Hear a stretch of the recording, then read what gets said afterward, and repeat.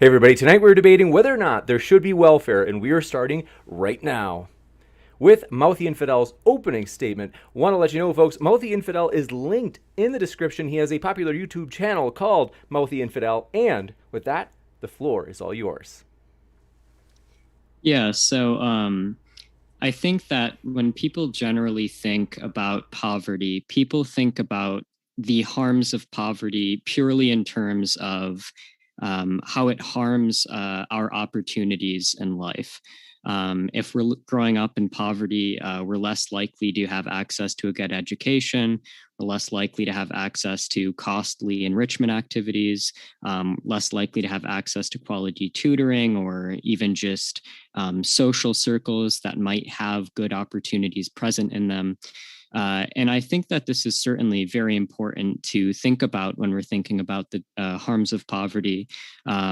However, I think that the harm of poverty actually goes significantly deeper than this. So, scientists and epidemiologists are increasingly finding that poverty actually has strongly detrimental, permanent, irreversible effects on our brains, on our bodies. Um, Poverty can make it more likely for us to develop a heart disease. Poverty makes it more likely for us to develop diabetes. Poverty shortens our lifespan. The stress associated with poverty literally harms the physical development of our brains. And I think that Elizabeth Stoker summed this up very well when she made the analogy that poverty is like lead. It physically harms us, it makes us sick. Poverty is, simply put, a poison. It is a very miserable predicament to be in. Now, how does this relate to welfare? Well, if you look at census data, about 50% of the population simply doesn't work. These people are classified as non-workers. It's about half of all people. And you might think, well, the solution is if people can't find jobs to just, create more jobs. Maybe if we let the free market work its magic, it would create enough jobs so that nobody lives in poverty. Which is a tempting line of thought. But the problem with this is that the vast majority of this, when you break down this non-worker category, are people who are disabled, too disabled to work, people who are like very elderly, people who are children, people who are caretakers and are too busy taking care of a sick or a disabled family member to work. And these people are people who I think a decent society can acknowledge shouldn't be compelled through threat of poverty to be forced to enter the labor market in order to receive an income and obviously not be in poverty. However, because a totally free market doesn't distribute money to people unless they work, these people are simply locked out of the labor market. And therefore, the only way to avoid dooming these groups of people, these math swaths of the population to poverty, is to provide some mechanism through which, via taxation, we can provide a income to these people that is not conditional upon their participation in the labor force. And I think that is fundamentally welfare. So that's that's basically my argument. Thank you very much, Ethan. We will kick it over to Yaron Brook for his opening statement. Do want to give him an introduction first, and also want to remind you folks that both Mouthy and Yaron Brook are linked in the description. So as you're listening throughout this debate at any point in time, you can click on their link in the description. And that includes if you're listening to the Modern Day Debate podcast, as we also link our guests in the description there. Now for Yaron's introduction. Thank you very much, Yaron, for your patience. Yaron Brook is the host of the Yaron Brook Show, renowned best-selling author, and world-class speaker. Brook's podcast can be heard on the Yaron Brook Show at Spreaker and YouTube. Brook was the executive director of the Ayn Rand Institute, ARI, for 17 years, from 2000 to 2017. He remains chairman of the board of ARI and its primary spokesperson. So with that, thanks so much for being with us tonight, and the floor is all yours. Thank you, James. Thank you, Mouthy, I guess. I'm not going to argue that poverty is a good thing. We're going to agree on that. Poverty sucks. But it's also true that poverty is the state in which human beings have lived forever. Up until about 250 years ago, everybody, with the exception of maybe a small number of aristocrats, lived under poverty that is indeed hard to imagine the extent of that poverty as compared in the world we live in today. You would have to go to places in Africa, places in Asia, to even see the kind of poverty that we all basically lived under 250 years ago. Yeah, life expectancy is low. I mean, indeed, the poor today have far dramatically better lives than anybody did 250 years ago. They live longer, they live healthier, they live in relative luxury. They have running water, flushing toilets, electricity, iPhones, many of them, air conditioning, automobiles, at least if we're talking about the United States. So poverty sucks. Today's poor in the United States are far better off than poor people have ever been in all of human history. And yeah, there's a lot of them who can't work. Some of them choose not to work for a variety of reasons. We can talk about the role welfare has in providing motivation not to work and providing incentives not to work. Some of them are old. Yeah, but they had a lifetime to save, so there's no reason they should be poor. Some of them are sick. Hopefully they have family members who can take care of them. And yeah, there are lots of other reasons people might be poor. The question fundamentally is this. Two questions. One is, the fact that somebody's poor, how does that create a claim on me? How is their suffering, and I accept all this suffering as possible, how is their suffering, even if they cannot find work, a demand on me?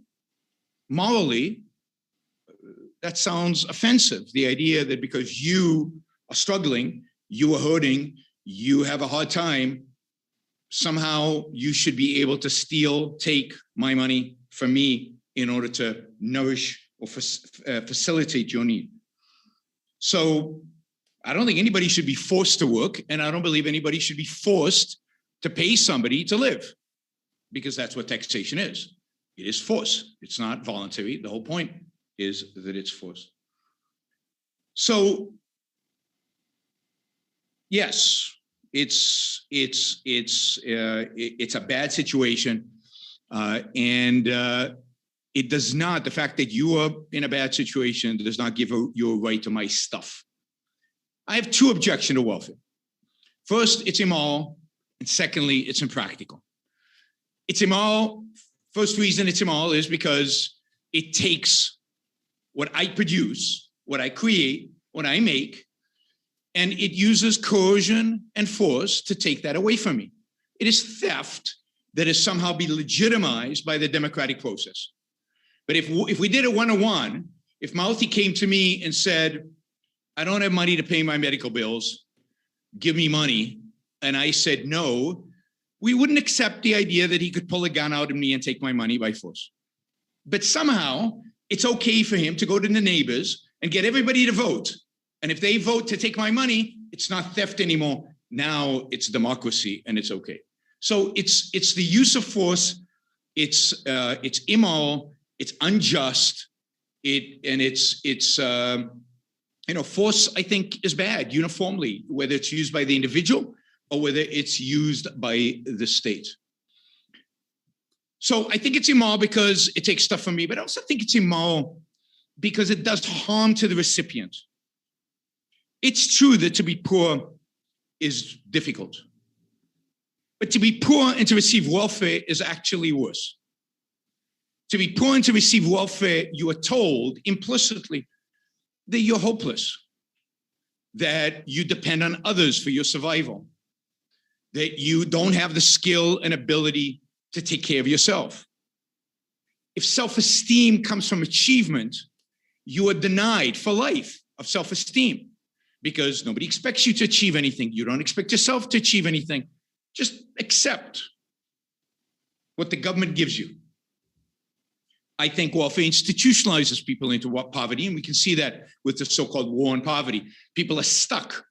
They've been trained to accept the gift of poverty or the gift and quote of poverty, and not to strive for themselves and not to achieve and not to succeed and not go out there and find a job. So we're incentivizing them not to work. And it destroys, as I said, their ability to have self-esteem and therefore really their ability to be happy, to achieve happiness. Finally, welfare is impractical. It doesn't work, as we see the poverty rates in the United States now really budging in spite of gazillions of dollars thrown at poverty at both the federal, state, local levels. We see resentment and victimhood on the part of the recipient. Recipients are not exactly happy. They're not exactly flourishing.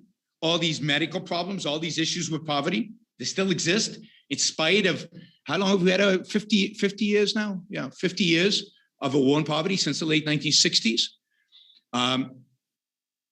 We discourage people from saving by promising them Social Security. Social Security, really the biggest pyramid scheme in all of human history.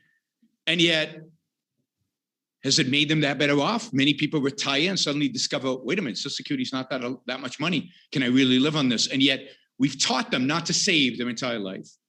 The lack of saving destroys economic activity. Indeed, jobs are created through saving and investment, and yet a whole economic policies around welfare are targeted at consumption. Got about 30 seconds left. Denial of saving and investment. You can see that through, we tax the middle class and the rich who tend to save and invest, and we provide money to the relative poor who tend to consume and not save and invest. Welfare programs have been expanded to include much of the middle class, not just poor people. And of course, they have been failures, and inevitably, they must be failures.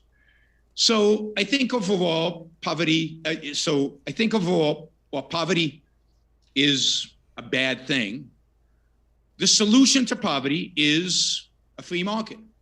It does create lots of jobs and creates good jobs, creates high-paying jobs. And yes, children don't have to work. That is the beauty of capitalism. Capitalism liberated children from work. All of human history, the last 100,000 years, children have worked on the farm and ultimately in factories. And then capitalism provided their parents with jobs that paid well enough that these children could then go out and get an education and still have food on their tables. We're at about 6.5 minutes for that opening statement. Yeah, so that's fine. So if you want to get people out of poverty, the only system in all of human history to get people out of poverty is free market capitalism. Thank you very much, gentlemen, for those opening statements. I want to remind you folks, our guests are linked in the description, and we're thrilled to have them. So we want to remind you to be your regular friendly selves in the chat, criticizing the arguments instead of the person. And so thanks so much, gentlemen. The floor is all yours for that open conversation. Yeah, so I guess there's a lot to address there. I'll try not to, try to address it all because I don't want to just be exchanging monologues, but I'll try to sort of address the broad strokes of what you're saying. So you made a few appeals to the idea that just empirically, the practicality of welfare. So you say that the empirical evidence points to the idea that welfare is impractical, that free markets are the best way to alleviate poverty. I, of course, take serious issue with this. I think that if you look at like cross-national correlations, for example, there is a very strong and undeniable correlation between more so you froze social spending and greater poverty reduction. What did you say? Oh, sorry, I froze. You froze. Am I back? Everything, but there was a lag, but you're caught up now. Okay, cool. Yeah, so from what I'm familiar with, the OECD statistics that I'm familiar with, when you measure the relationship between the final poverty level as a percentage of market poverty level and net social spending, the relationship between welfare and poverty reduction across countries is an R-squared correlation of 0.64, which seems pretty significant. You appealed to the idea of sort of this concept of like dynamic effects of, well, if you didn't have welfare, old people might save more, sick people might have families that take care of them. The problem is we can see empirically that when we reduce how much we spend on welfare, these things simply aren't enough to compensate for the massive reduction in poverty that welfare brings. You appealed to the war on poverty being a failure. I think this is a very common thing I hear, but the main problem that I see with this is what you're appealing to is the fact that if you look at the official poverty rate, it hasn't budged much since the war on poverty started. But the problem is the official poverty rate does not take into account things like capital gains or non-cash benefits such as public housing, Medicaid, SNAP, the Earned Income Tax Credit. And so as a result, families who benefit from tax measures such as the Earned Income Tax Credits or income supports such as SNAP appear to be no better off than families who are not enrolled in these programs, according to the official poverty metric. So in other words, these statistics are basically saying that if you measure the effectiveness of federal anti-poverty policies using a measure of poverty that explicitly ignores the impact of those same policies, then the impact seems small. And yeah, of course, I would agree with that, but I think it's a faulty usage of statistics. And an analysis by the Council of Economic Advisors shows that when safety net programs are taken into account using something called the disposable income poverty rate, the poverty rate actually fell from 26% in 1967 to 16% in 2012, which is a reduction of more than 1/3, which I see as pretty significant. And I guess just the other point, we could get to more stuff such as the saving and investment stuff, which I also obviously disagree with. But to keep it short, I'll just address one more thing, which is you talked about the harms that it causes to welfare recipients and how it institutionalizes poverty. And I think this is sort of an antiquated way of viewing things. So, for example, there was a really interesting literature review in 2018 by somebody whose name there's no way I'm going to correctly pronounce. I think the name is Iona Marinescu. And basically what they found was that various unconditional cash transfer programs tend to boost incomes, boost health, boost education. And despite the widespread belief that welfare benefits encourage people not to work, there's just no substantial outcome to that effect at all. So programs that give out cash unconditionally, like payouts from the Alaska Permanent Fund, which distributes natural resource revenue to the people of Alaska, the reduction in employment was like nowhere to be found.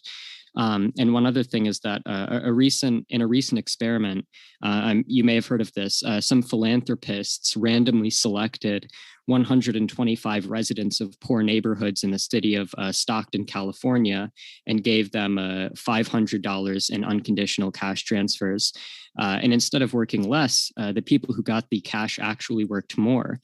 Interviews with the Stockton residents who received the $500 a month spent it almost entirely on necessities like food and utilities.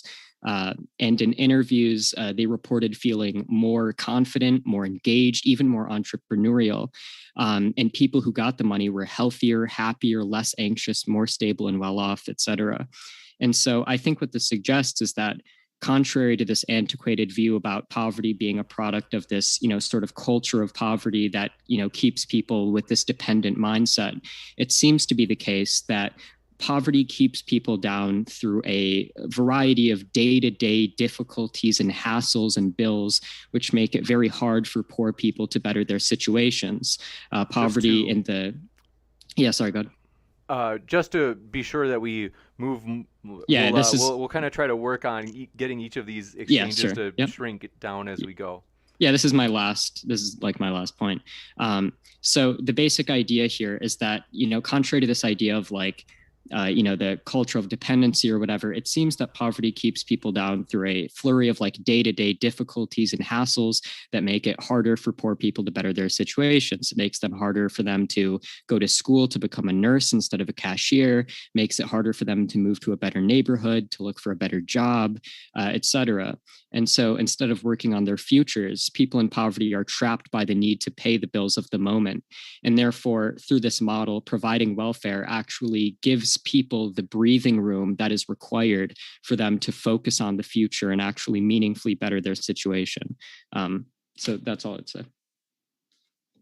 So we could go back and forth with empirical studies. I mean, I could be citing the Finnish study that did universal basic income and found almost no impact one way or the other. And there are plenty of studies that show the detrimental effect of welfare recipients. But look, if you were right and welfare worked so well, then we wouldn't hear constant complaining and demands for more and more and more and more. Poverty rates around the world, if you actually look at poverty rates around the world, if you take away the relative minor differences between the United States and Europe, but you look at the globe, the places in the world that have reduced the most poverty have done it without any welfare. So China has reduced poverty rates by, almost 1 billion people have come out of poverty in China over the last 40 years with basically no welfare, zero welfare. So in spite of the idea that China's communist or socialist, there's almost no transfer payments in China. Same is true of India, which has almost no transfer payments and yet has seen a massive reduction in poverty. I'm not even going to mention a place like South Korea, which has gone from being as poor as North Korea to being as rich as Europe, or Taiwan, or Singapore, or Hong Kong, which has almost no welfare and has yet seen a massive reduction. I like the way you use stats. I wish more people would do that on your side, because the way you use stat, inequality hasn't increased in the United States very much over the last 30 to 40 years. Because if you include transfer payments and all the things that you included there, inequality has not gone up. So you can challenge Stiglitz and other Nobel Prize winners in terms of how they do the stats on inequality. It's a shame that people are using statistics in the way that seems convenient to them at the time.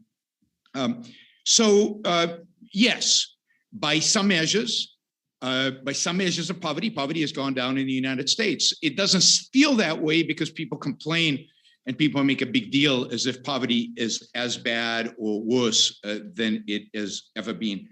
But look, all of this is, in my view, all the stats and all this is a waste, because the fundamental point here is that we'd be far better off without welfare, but I can't show you that. I can't point to an alternate universe in which welfare never came into being. You point out that poverty has declined from 20-something% to 16, I think you said, which I believe, the numbers seem right.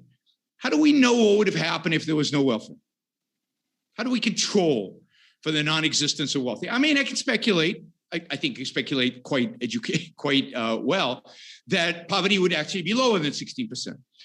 If we match the rate of decline in poverty in countries that were growing at GDP growth of 4, 5, 6%, which I think the United States could achieve, poverty would have shrunk significantly more than it has shrunk. Indeed, growth of GDP contributes to reduction in poverty far more than any redistribution programs. So the studies, the stats that you are mentioning, I think are correct. But I think it's a question of how we interpret them and what we actually make of them.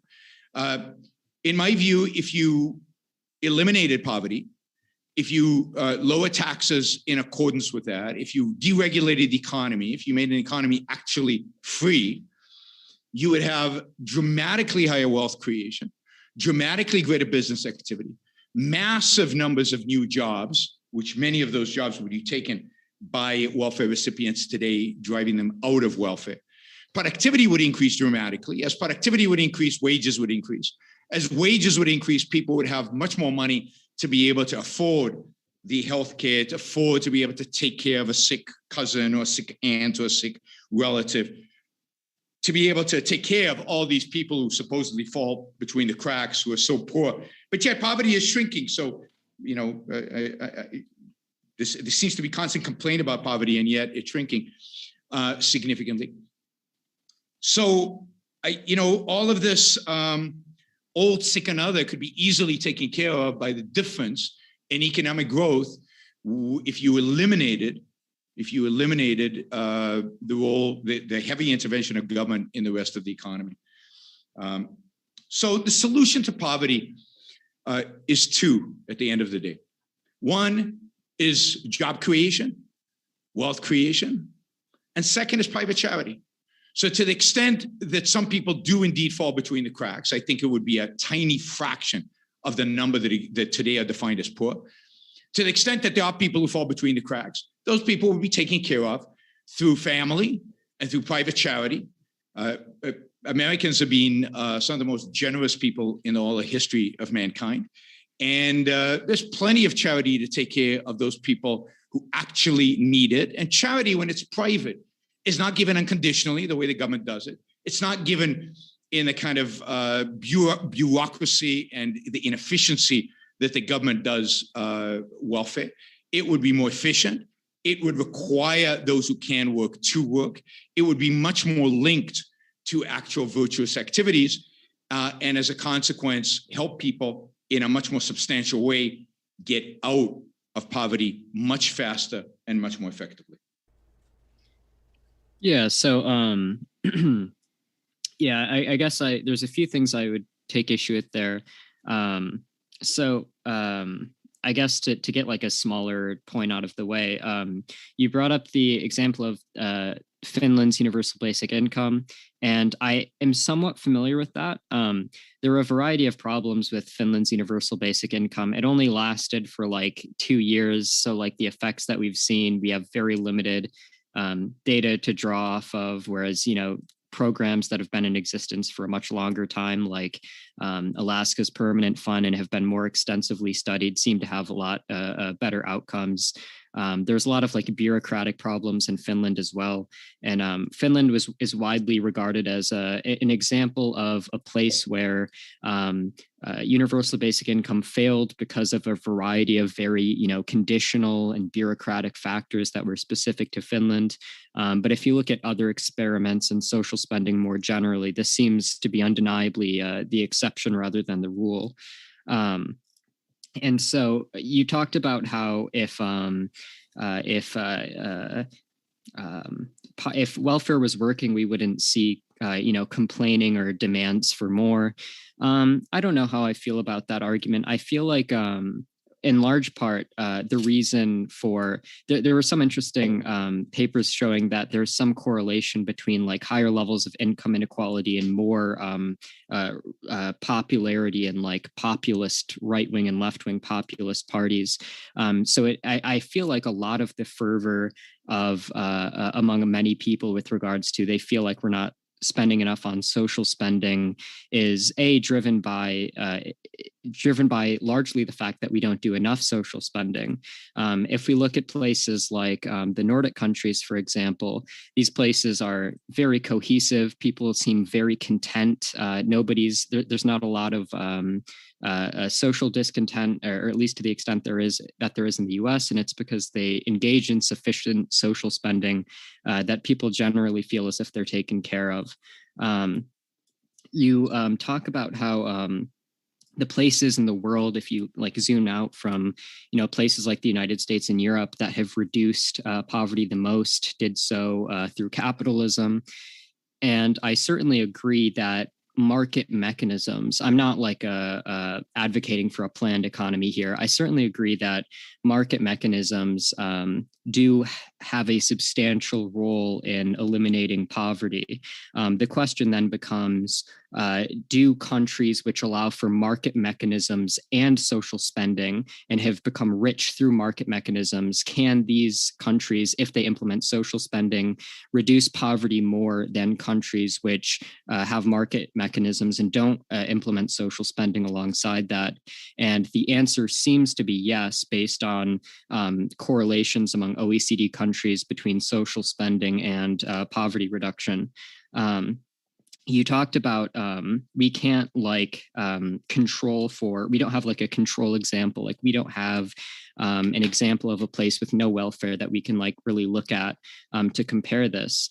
But it seems like the further we go, at least among like OECD countries, for example, the further that wealthy countries go from social spending and from welfare and towards the direction of sort of what you're talking about, the less poverty is reduced.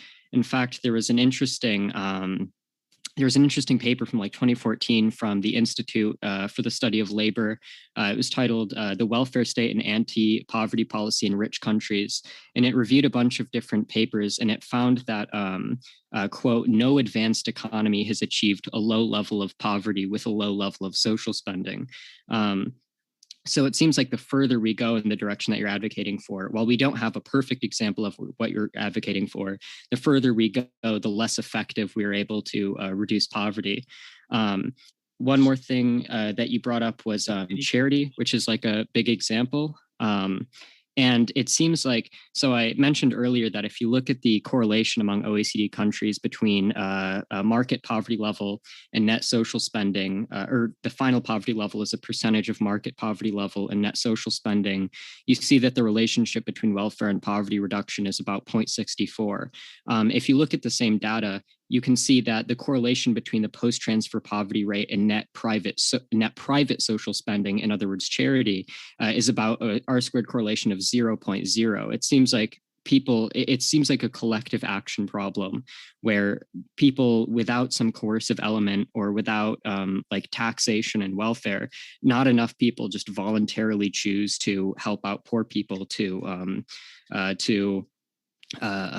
substantially reduce poverty. And I guess just the final point is that you brought up wages and jobs. Like if we had a free market, people would be earning more people would have jobs, and so people would have more money. I could grant that for the sake of argument. I'm sure we could quibble over the details about that.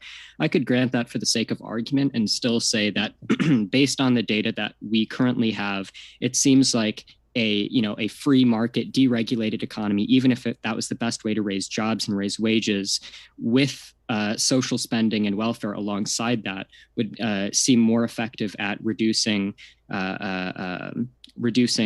poverty than just the free market with no social spending. That seems to be what the empirical evidence suggests. I'm gonna the next one we're gonna like limit it to maybe like 3.5 to 4 minutes or so. We'll give Yaron the same amount of time to respond.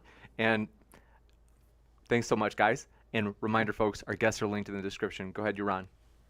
All right. I mean, it's hard to attain everything. I apologize because Mouthy's going long, but on almost every point, take the so-called social cohesion that exists in some of these other countries that don't result in, I don't know, right-wing populist movements. Take Sweden. Sweden is the country that people love to love, right? The people are happy and is there real social cohesion in Sweden? Really? Has anybody visited Sweden recently over the last 5 years? I have. I've been there several times. If you look at the right-wing populists, they actually have 20 to 30% of the vote in Sweden. Not very happy. If you want to have a discussion about the effect of Islam or Muslims on Swedish society, you can't even speak because they'll shush you up because it's just not acceptable to even talk about the issue and raise the issue. So I'm very skeptical about this notion of Sweden being some kind of heaven, either socially, economically, from a poverty perspective or any perspective for that matter. And Sweden is the last, while Sweden redistributes a lot of wealth, it has actually been cutting its welfare over the last few decades as a consequence of the fact that the welfare spending they had almost drove them bankrupt.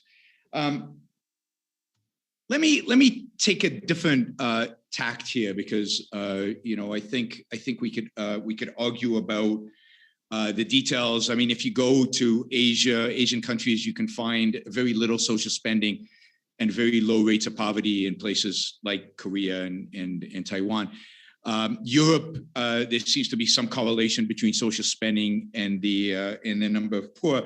In China, again, in developing countries, there's zero social spending, and yet poverty has shrunk dramatically. I'd give one more example, which I think is important. I would give the example, maybe the most important example, is the United States and Europe in the 19th century, which saw dramatic, very fast reductions in the rate of poverty, with almost no state intervention, with almost no redistribution of wealth. And indeed, you could argue that with the establishment of the modern welfare state in the United States in the 1930s, and in Europe, depending exactly where, Germany in the late 19th century, rest of Europe sometime in the 20th century, you saw a massive reduction in economic growth, massive reduction in wealth creation, and generally a lower standard of living than otherwise was possible. Europe is relatively poor to the United States, and part of the relative poverty that Europe has vis-a-vis the US is a consequence of the fact that they redistribute massive amounts of wealth instead of investing it and instead of encouraging entrepreneurship. But I want to step back from this kind of line of argument. We could continue it if you want, but I want to step back. Let's even assume that everything that Mouthy says is true.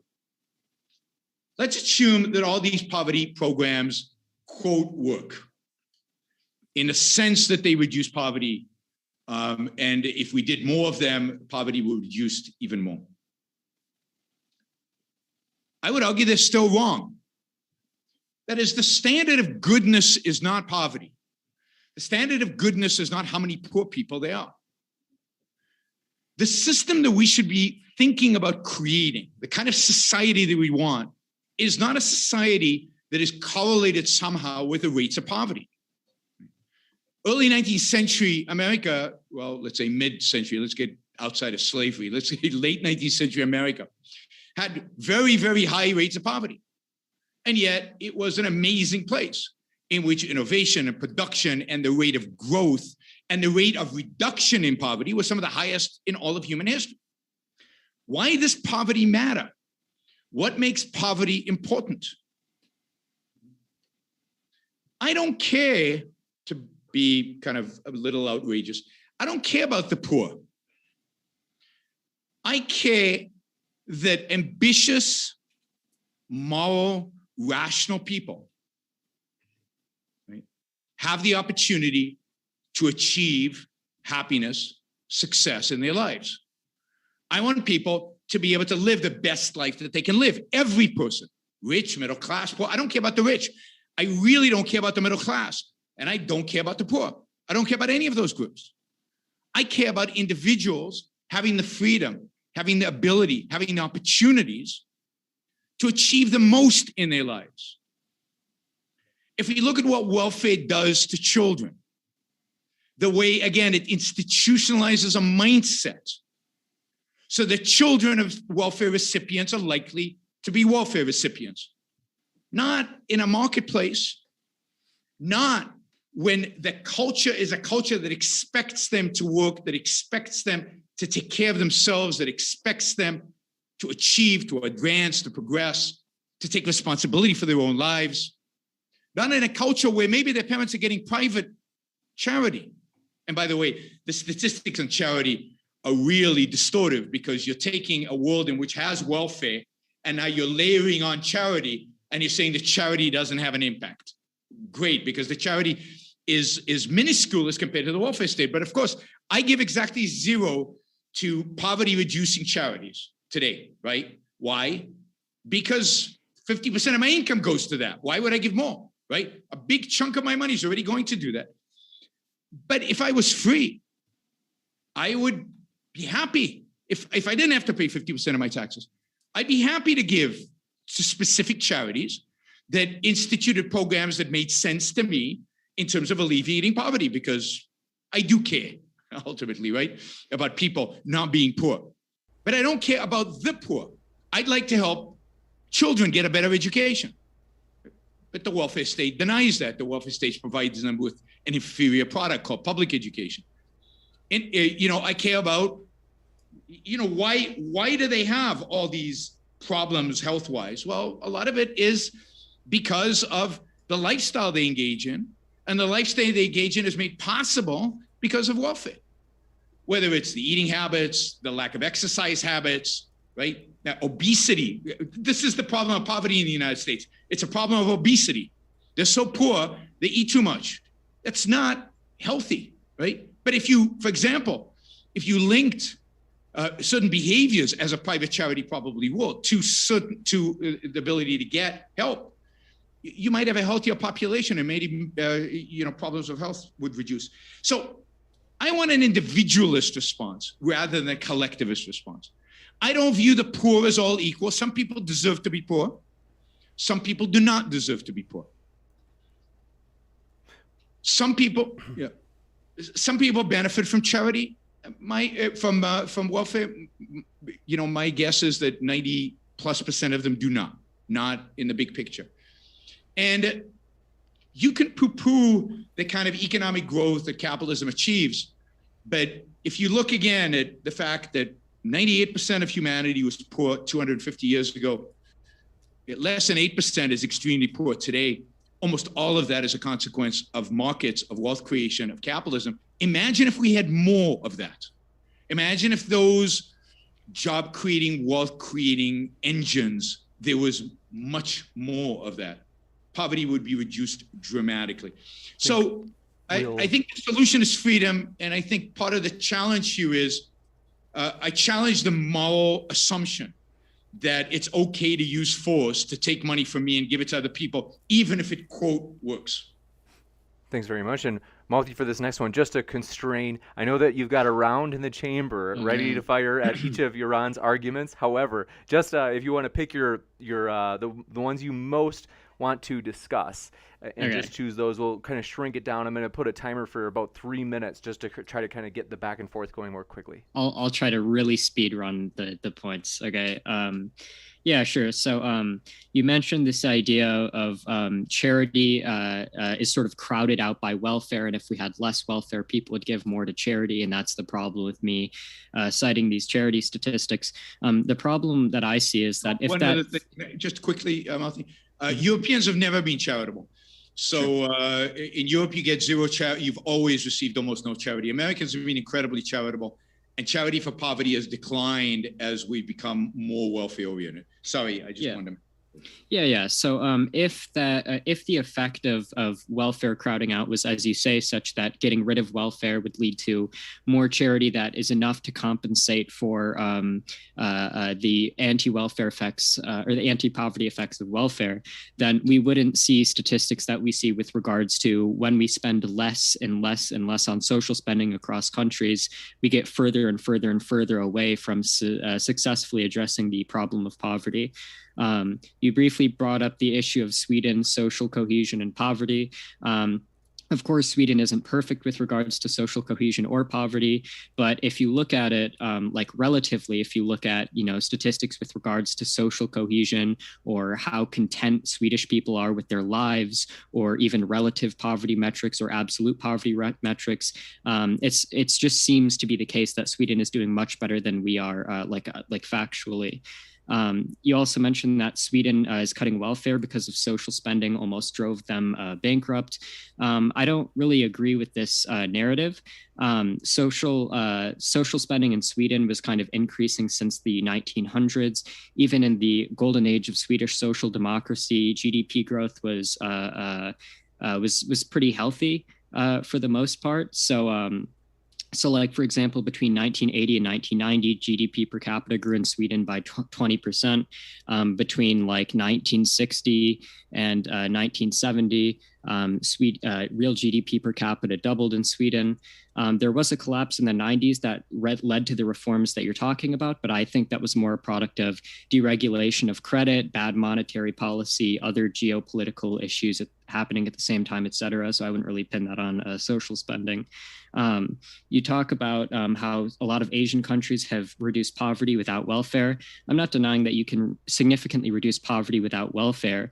Market mechanisms do a great job at reducing poverty. However, it seems to be the case that market mechanisms plus social spending reduces poverty more than just the market mechanisms that has reduced poverty significantly in the Asian countries. You talk about GDP growth and entrepreneurship. In terms of entrepreneurship, the economist Gareth Olds has done a lot of interesting work demonstrating that more social spending can actually lead to more entrepreneurship because it allows people to feel more comfortable taking risks and allows people to save more for investment. In terms of GDP growth, I think that reducing inequality has a pretty significant leads to a pretty significant reduction in increase in GDP growth because it allows people to develop their human capital more and so on. In terms of morals, I think that my moral case, even if it was all correct, you said even if it works, then it shouldn't matter because of the morals. I think that our morals align more than you might think. I am a psychological egoist. I think that we're all out to further make the best society for ourselves possible. But I think that having a society that's more cohesive, with less poverty, with less crime, with better growth, I think this is conducive to all of our own interests. And I agree that people should be trying to achieve the most in their lives possible. But I think that poverty helps people be able to do that by giving them the breathing room that they need to sort of better their circumstance, rather than being trapped by the cluster of daily hassles and bills that poverty traps them under. Thank you very much. I mean, we could have a debate about psychological egoism, but I'm an egoist and I don't want my money taken away from me. And if you think it's in my self-interest to give money to the poor, then convince me of that. But you don't want to convince me to give money to the poor. You want to pull out a gun and take my money by force to give to the poor. So if indeed you're an advocate of some form of egoism, then you should be promoting a voluntary system of welfare in which individuals convince one another that it's true, that it's in our self-interest to benefit. And the problem of coordination is way, way, way overstated. If you can convince me to give 20, 30, 40% of my money towards poverty reduction, and if we can create a competitive environment among charities, then you would get a far more efficient welfare system than we have today, where much of the money that goes into welfare today is eaten up by a bureaucracy and is a complete waste. So on an ethical basis, the fact that you think, or that a majority of people think, that welfare is somehow creates a good society and is egoistically better for you, doesn't give you the right to force me to fund it, right? You believe it, you fund it, that's great. So the fact that there's a collective action problem is your problem, not mine, in that sense, right? You have to convince enough people to group together to do what you think they should do. That's what collective action problems require. So if you're truly an egoist, then you shouldn't be coercing other people to do what you think is good for you. You should be letting them do what they think is good for them. Look, we could get into a whole debate about this, but there is no zero economic theory that links inequality to GDP growth, none. And I know the OECD studies that have showed inequality connected to GDP.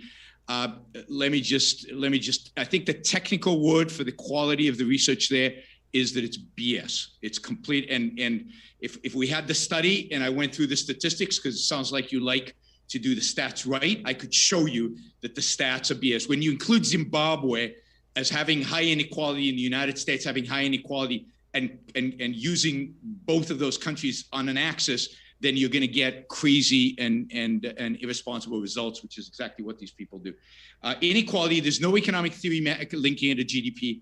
Indeed, I would argue it's the opposite. It's societies in which that leave people free tend to have high inequality and also have high GDP and also have low consumption inequality, which is really the inequality that is important, which is the differences in consumption, and the difference in consumption in rich countries in high inequality countries are far smaller than what you'd expect from the income or wealth inequality. These content studies, and I notice you haven't used happiness, so that's to your credit, because happiness studies are dubious in terms of their definition of happiness. So yes, 30 seconds left. Yeah, Swedes say they're content. It's fascinating, but Swedes in America say they're content too. Swedes in America, or at least the studies I saw about Denmark, Danes in America are richer than Danes in Denmark. They are happier or they are more content than Danes in Denmark. Maybe there's something going on here with how people define content and what that means. I usually find people who are not very ambitious and who are not very entrepreneurial are very content people, and people that tend to be ambitious and entrepreneurial tend to be not very content. And Scandinavians who are super ambitious tend to not stay in Scandinavia. They tend to go to Switzerland to the UK or to the United States of America, particularly if they've made a little bit of money and don't want to be taxed at the rates that Scandinavia taxes them. So you've got a selection bias, you've got a survival bias in all of those studies. Look, at the end of the day, I think that the issue here is twofold. From a moral perspective, you're right to coerce me to provide for what you think is socially good. And I think the second point is, what is going to create a better society, a society in which we coerce each other based on what we think is going to be, or a society in which we leave people free to make choices for themselves, that includes the poor and that includes the wealthy, and let the dice fall where they may. Thank you very much. Yeah. So so a few points there. So for one, you talk about how if I was truly an egoist, I should be trying to convince other people to donate to charity rather than using a coercive force like taxation and redistribution. I guess the reason why I would take issue with this is because I think that sort of part of the nature of collective action problems is that if we all had to chip into a certain thing, it makes all of us better off. However, it's simply infeasible. And we've seen empirically that just no society ever has been able to convince enough people to chip in to have the positive effects that welfare has. So even if it's coercion, even if it's involuntary, I think having people democratically decide that we are going to agree to have this coercive force, I think that can make everybody better off, even if it is coercive. I think that utilitarian at the end. I mean, sure, but ultimately, my dedication to utilitarian comes from my desire to personally live the best life that I can, and I think the best life for me and the best life for most people can happen in a society that is flourishing. And so, I guess a couple other points. You talked about how under charity we'd have a more efficient system. I guess I don't want to beat a dead horse, keep going over the same points, but I guess I just feel like we haven't seen that. We've seen that when we try to rely more on charity and less on welfare, the system has gotten less efficient and the outcomes related to it have gotten a lot less positive. You talked about inequality and GDP growth, or that there's no sound economic theory linking equality to GDP growth. And I agree with you that there have been some very bad studies. So some of the OECD studies that include countries like Zimbabwe have been really poor because they distort the data. There was one interesting paper from 2014 from the International Monetary Fund, which specifically included rich countries like the European countries, America, Japan, to sort of get that bias out of the way. And basically what they did is that they used a cross-country data set that distinguishes market inequality from net inequality to calculate redistributive transfers for a large number of country year observations. And what they found is that inequality is robustly correlated with faster and more durable growth for a given level of redistribution. And redistribution is generally benign, somewhat negative, but benign in terms of its impact on growth. And therefore, the combined direct and indirect effects on redistribution, including growth effects from the resulting lower inequality, are on average pro-growth. In terms of the economic theory, I would say that the economic theory is that having more equality allows people to develop their human capital more. It can actually lead to more investment because it creates more social and political stability, which makes people feel like investing is safer. And finally, in terms of the content studies, I agree that some of them can be culturally biased, but I guess pointing out that there could be a flaw in the data set isn't enough for me to abandon it. I would need to see if the cultural bias is prevalent enough and goes in a certain direction enough to negate the conclusion that I'm drawing from it. And in terms of the immigrants who are just as content in America, I think that's where the real selection bias occurs, because the kinds of people who are specifically moving to America are going to be the people who are more likely to be happy when they've moved to America. So I see a selection bias with using that argument in that way, I guess. Thank you. potentially the problem there is when you go to third and fourth generation Swedes and Danes in Minnesota or in places like that, where it's no longer a selection bias unless you think that it gets transferred in the genes, which I am skeptical of. I think the key here is the moral point, and we can discuss some of the empirical stuff, but the moral point that you have a collective action problem. You believe that it results in a certain thing, and you think that anything that you can convince 51% of the people is okay to do to me. My speech might be offensive enough as to cause harm to enough people so that you, in your utilitarian world, believe that my speech is causing real harm to people. Maybe it's convinced people, to vote against welfare. And as a consequence, I am a danger to poverty in the world, so we should silence me. Free speech, one can imagine, could be, is the idea of free speech in the Constitution, at least, is not based on a utilitarian framework, thank God. Thank whatever. But given that speech is not necessarily, in spite of what Mill says, always. Not everybody perceives it as good for society, put it that way. And a majority often perceives it as bad for society. And we've decided that it doesn't matter what a majority thinks. Leaving people alone and allowing them to be free and allowing them to engage in speech freely is the right thing to do on principle, and it does not require a majority in order to achieve it. I believe that is true in terms of property. I believe that is true in terms of people's work, and believe that is true in terms of my income. My life is mine. It's not yours to decide as a majority whether you think it should be deployed at X or at Y because you have a collective action problem. That is your problem, not mine. So morally, if you believe that individuals should be allowed to pursue their values, to pursue the optimal life for themselves, then you're trying to inflict your values and your way of living on me. I mean, one of the things I always tell, and I'm not accusing you of being a socialist or communist, but one of the things I often tell my people who are socialists and communists is, great, under capitalism, you can be a communist. You can go and start a commune. You can, from each according to his ability to each according to his need, and I won't interfere with you.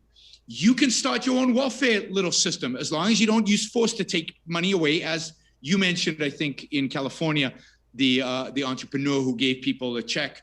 Great, if private individuals want to do private charity and want to do experiments in private charity, I'm not gonna oppose that. That certainly would not be illegal under my system. But for you to force me to participate in such an experiment, and for you to then, use as justification a bunch of empirical studies, as if that should convince me that it's in my self-interest, that, whereas I can imagine what I would have done with 50% of income that was taken from me. And I think what I would have done done to my life much more, and actually maybe could have helped poor people even more. But I'm not given the opportunity to experiment, to manifest my ideas, because you're using a gun against me, because you're using force against me. So I think that morally, running your own social experiment using coercion on me is, in my view, immoral and wrong. And that to me is the ultimate, my ultimate argument against welfare. Let me just say this about charity, because you've said this a couple of times. The studies that show that, when you reduce social spending, charity doesn't go up or something like that. There's only one country that has any kind of history of charity, and that is the United States. I don't know when would be the period in which we reduced social spending to such an extent that the private sector would have entered into this and charity would have been a replacement, but it hasn't been significant. The changes in social spending have been marginal. You wouldn't expect a result. My guess is that if it went to zero tomorrow, charity would increase substantially. You've got the same problem in that study that the European Bank or the World Bank did on inequality. The differences between Europe and the United States are so small in terms of social spending that to come to robust statistical conclusions about the different levels and whether social spending is being pro-growth or not is dubious statistically. And I would argue if that were the case, then Denmark would be significantly richer than the United States, and it's not. It's quite a bit poorer. We'll give 4 minutes to each of you to kind of draw together the threads from this discussion. And so we'll kick it over to Mouthy, and after this 4 minutes from each of you, we'll jump into the Q&A. So thanks for your questions, folks. And Mouthy, the floor is all yours. All right, so I haven't seen any data on third and fourth generation immigrants from Denmark and Sweden or Norway. I guess I could see an argument that, maybe there are some some of the selection biases carried over, maybe not through genes, but just through upbringing and, kind of, like through upbringing, I guess. If your parent immigrated to America because they wanted to be in America, they're super happy with America, and they raised you to sort of have that same outlook, you're going to report to studies looking, saying that you are more content living in America. So I guess I'm not sure. I would just have to see more data on that. With regards to the moral stuff, you said you talked about free speech, utilitarianism. You think that the majority can think some people's speech is bad, but that wouldn't justify us sort of doing away with free speech. And I agree with that. But that's because I think that free speech, even if a majority of people think it's bad, and to be clear, I'm not arguing that welfare is good because a majority of people think it's good. I'm saying it's good because of its empirical outcomes. And I think that the empirical outcomes of allowing for free speech are on the net positive for everyone in society, just like the empirical outcomes of doing welfare are net positive for society. You talk about how, my life is mine and it's immoral to inflict force on me or prevent me from living the way that I want to live. I guess this is just like a fundamental disagreement between us. I think that if you can have a coercive element that in some way uses coercion to interfere with people who, or with how people would have otherwise lived their lives in the absence of coercion, but nonetheless that the existence of that coercion creates a more prosperous society and allows every individual to live in general happier lives in a more flourishing society. I think that that is a net good, even from an egoist perspective. I think that every individual is happier when they're less likely to fall into deep poverty in some point in their lives, when they're less likely to be assaulted in the streets because of lower inequality, et cetera. So I think that coercion is not necessarily antithetical to people's interests, but I guess that's just a sort of a fundamental disagreement. You talk about how only one country has a history with charity, and that's the USA.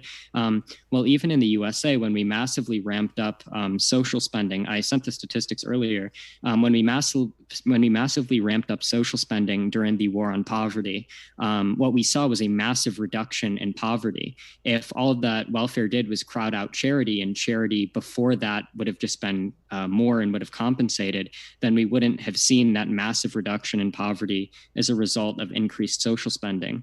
And as the US has spent more, we've seen that when the US spends more and more in social spending, there's a reduction in poverty. And when we reduce social spending, there's an increase in poverty as a result of that. So I just don't see any evidence that even in the US, charity has the capacity to compensate for welfare. At best, this is an unfalsifiable claim, and at worst, it's contrary to all of the available evidence that we currently have. Finally, you talked about how the studies I referenced, differences between Europe and the USA are so small, it's statistically dubious. I don't actually, I don't really think that is necessarily true. So for example, if you look at social expenditures as a percentage of GDP, it's like 30.8% in Finland, and it's like 19% in the US. That is a very stark difference. And it seems there are statistical methods that we can use to look at the differences and say, do these differences, when we use control variables and regression analysis and other statistical methods, can we see these differing levels of social expenditures and inequality having an impact on growth? And it seems that we can.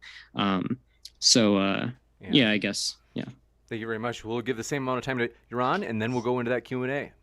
Sure. Beware of these statistical methods, and particularly when the researchers have a bias.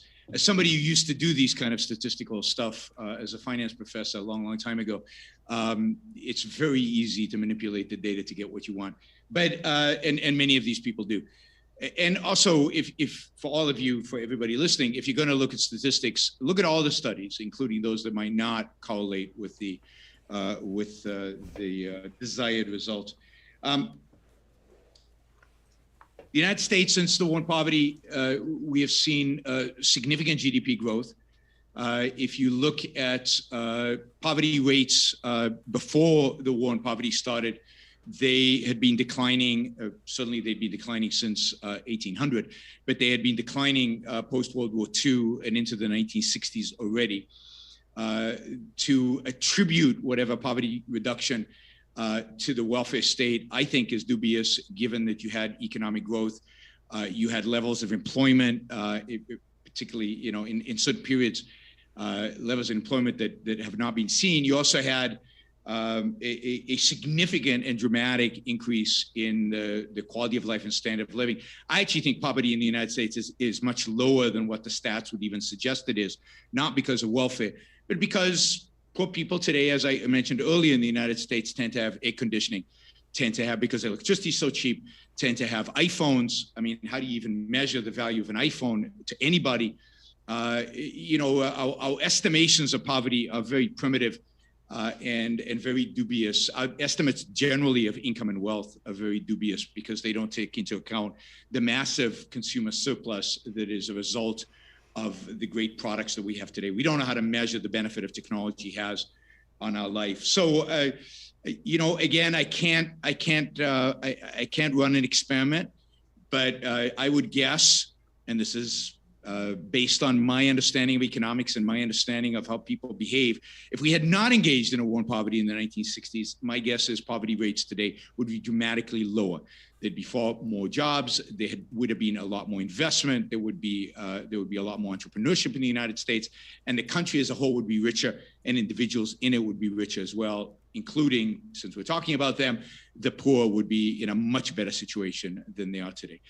Economic growth would have accelerated dramatically. But here's the important point. Mouthy says that according to his theory, everybody is better. Literally, everybody is better off if we have welfare. Well, I am not. I'm not. Now, I can show you all the different ways that I'm not. A lot of my income is gone. I should have had it. I could have done amazing things with it. I don't believe the correlation between inequality and crime. I don't believe that's true. I don't believe it exists. There are reasons why there's more crime in the United States than there is in Europe, and I'm not sure it has anything to do with inequality. But we'll put that aside. But I am an example of a victim of somebody who you say you want to make everybody better off. They won't be, you've got a Rawlsian thing going. Nobody is worse off because of my move, right? Everybody, well, I'm not. And I know a lot of people who are not. And I know a lot of poor people who are not. Because you might deny in the aggregate that welfare does harm to poor people. But certainly there are individuals who would, under other circumstances, be more ambitious, who would, under these free market circumstances, worked harder, who would, under free market circumstances, got a better job, forced themselves to get a better education, found better means to improve their lives, and at least at the individual level, even if you can't see it in the aggregate, there has to be an effect of incentives that has discouraged certain people and institutionalized this poverty and caused children of people who accept welfare to expect welfare in the future and not to seek out new jobs. One of the great tragedies, I think, of the welfare state and the war on poverty is what has happened to the African-American community in the United States. And the fact that so many of them now are multi-generation in poverty, continuously receiving welfare, and yet am not able to break out from that welfare. So, and I think welfare has done horrors to many poor people, and it's any utilitarian theory sacrifices some for others, and here I think you have sacrificed many too many. Time. All right. Thank you very much, both of our guests. Want to remind you folks, a couple of things. Both of our guests are linked in the description. So if you want to hear more, you can hear more by clicking on those links below. And that includes, if you're listening to the Modern Day Debate podcast episode of this debate. As we do have a podcast, folks, check it out. And so you can find our guest links there as well. And then last, before we jump into this Q&A, we are stoked. Destiny will be returning this coming Tuesday. He'll be debating Pogan on capitalism versus Marxism. So that should be a juicy one. And don't forget to hit that subscribe and notification button so you don't miss it. So thanks for your first question. This one coming in from Robert Nasir says, if I invest capital via Super Chat, does that make it too obvious which side I support? Haha. Thanks for putting on the event, gang. Thanks very much. And want to say a huge thanks to our guests, as they are indeed linked in that description. Jonathan Honig says, in support of Yaron. Yaron. Ah, gosh. Yaron. You got it right the first time. Thank you for your... Don't second guess yourself. Thank you. Steven Steen says, in support of communism. All right. Thank you, Steven. Brad Becker says, value for value. Thanks for the debate. And go Yaron. Thank you very much. And Chali Sama says, go Yaron. And Brad Becker says, reality is greater than wishes, and says, inequality means we are free to earn wealth as we choose. Inequality is not inherently bad. Mouthy, if you want to respond to that, because it's where we're starting to get into more of the... Can I just say that I wrote a book called Equal is Unfair, which is a book on inequality and why inequality is a bogus issue. Poverty might be a real issue, but inequality is a non-issue. But there it is right there. Equal is Unfair. You can see it there. Go buy it. It's on Amazon. I'm going to add that. I'm going to add that in the description as well if it's not already there. We've got a number of links. And so go ahead, Mouthy, if you want to respond. Yeah, so I mean, I guess this just kind of gets back to a broader disagreement that Yaron and I were having, which is that I fundamentally believe that the vast majority of people in society are better off when their society is flourishing, when their society is more cohesive, has greater economic mobility. And I think that these kinds of outcomes are more likely to be found in a society just sort of empirically when society is reducing inequality. I was familiar that Yaron Brook, just sort of as a matter of morals, just isn't really interested in the question of inequality. And that's why I kind of tried to tailor my arguments more so towards poverty. But yeah, I do think that inequality has a number of negative externalities that the vast majority of individuals in society are better off without. But yeah. So if I can respond quickly, I don't think that's true. So just take economic mobility. There's no evidence to suggest that economic mobility is greater, is related to equality. In the contrary, economic mobility in the United States was far higher 100 years ago, and far higher when inequality was at its highest and in the late 19th century, early 20th century. The studies that compare the United States to Sweden or Denmark, let's say, again, I mean, you can do lots of stuff with statistics. When the gap between the rich and the poor is very small, then to be mobile means very little. When the gap is high, to be mobile means a lot. But the fact is that mobility in the United States, if we do cross-section analysis over time in the US, mobility is much higher when capitalism is thriving, and mobility gets reduced as we redistribute more wealth. I'll give you a quick chance to respond, Ethan, because it was originally for you, and then I'll jump to the next one. We've got to give you a pithy response. Yeah, really quickly. So I guess what I would say there is I do think that I'm not familiar with the data among the longitudinal data with regards to the United States, with regards to how inequality and mobility have been correlated. I do think that we sort of have to be cautious when we are approaching things like this, because it's very easy to see a correlation and assume a causal relationship. I generally like to avoid just, when I'm referencing data, I generally try to avoid just, bare correlations and try to incorporate papers that engage in like more statistical analysis and so on to try and control for certain variables and use dummy variables or like regression analysis and so on. However, with regards to what Yaron mentioned, which is just that when you reduce inequality, of course, it's going to look like you increase social mobility, because so let's imagine like a hypothetical where it's like there's two ladders, one of which has spokes that are further away from each other. That's like a more unequal society. And the other one has sort of legs that are closer together. That's like a more equal society. And you could say that reducing those legs, or reducing the distance between the legs, of course, is going to make it look like you were climbed higher, you climbed more legs, but that's only because like they're closer together, but you haven't actually gotten richer in like sort of absolute terms, I guess, if that analogy makes sense. But just really quickly. There was an interesting paper called the Scandinavian Fantasy that looked at income mobility in Denmark and the US. And basically what it found is that before taking into account taxes and transfers, the US has greater, or they have about even income or economic mobility, but after taking into account taxes and transfer, Denmark has much greater economic mobility because of welfare. And it seems like even in absolute terms, people are able to get richer and able to like start businesses and be more innovative because of more social spending. So it's not just like a statistical illusion brought about by less inequality. This next one coming in from Bubble Gum Gun says, the existence of the state is against everything Brook says. There is no such thing as free market under the state. Fascism is just the price we pay. I'll give you a chance to respond to that if you'd like, Yaron. Sure, it's off the debate topic, but there is no such thing as free markets without the state. I am not an anarchist. Anarchism is the dissolution of markets into gang warfare and violence, and it is abhorrent.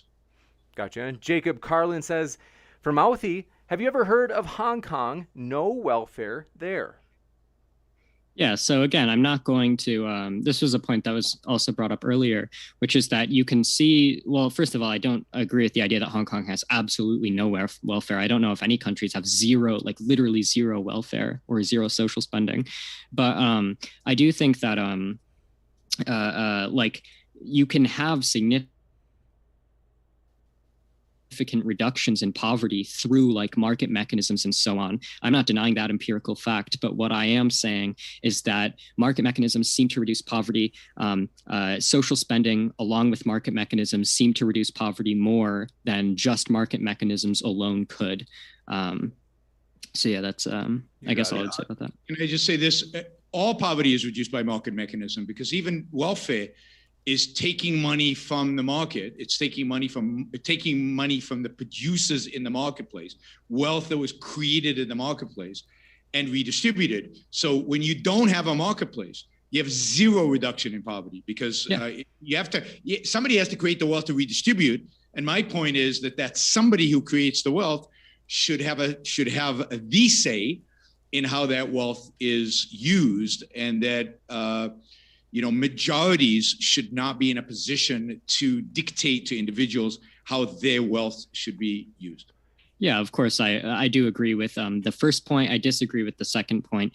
I do think that without markets, you're not going to have as good of a welfare state. Of course, I think markets are really important for productivity and growth. Whether or not you want to say that the resulting reduction in poverty from welfare is just a product of markets, or whether we should just say that's because of markets as well, I think it's sort of like a semantic issue. But the fundamental point I'm making is that markets plus welfare, I think, reduces poverty more than just markets could. I disagree with the morals, of course, for reasons we started earlier. Yeah. Thanks so much. Sorry for rushing you guys. I seriously hate doing that. It's just that we have a lot of great questions I want to squeeze in and still respect your guys' time. Sigma Any said, Sigma uses voluntary donation. It's super effective. Thank you for that. And Brandon Arlene says, Yaron, how do you feel about taxes being used to equip poor people with the education and resources needed to rise out of poverty? As I already said, I think it's a disaster. I don't think tax money should be used to give anybody anything. That is, tax money should be used. I mean, there should be no coercive taxation. The government should do one thing and one thing only, and that is to protect our rights, to protect our freedoms. So there should be a police, a military, and a judicial system, and that is it. Education is far too important, as is healthcare, to be granted to a government monopoly. We can see what happens when you have that government monopoly. The product is awful, and the customer turns out to be not the students. The customer turns out to be the teachers.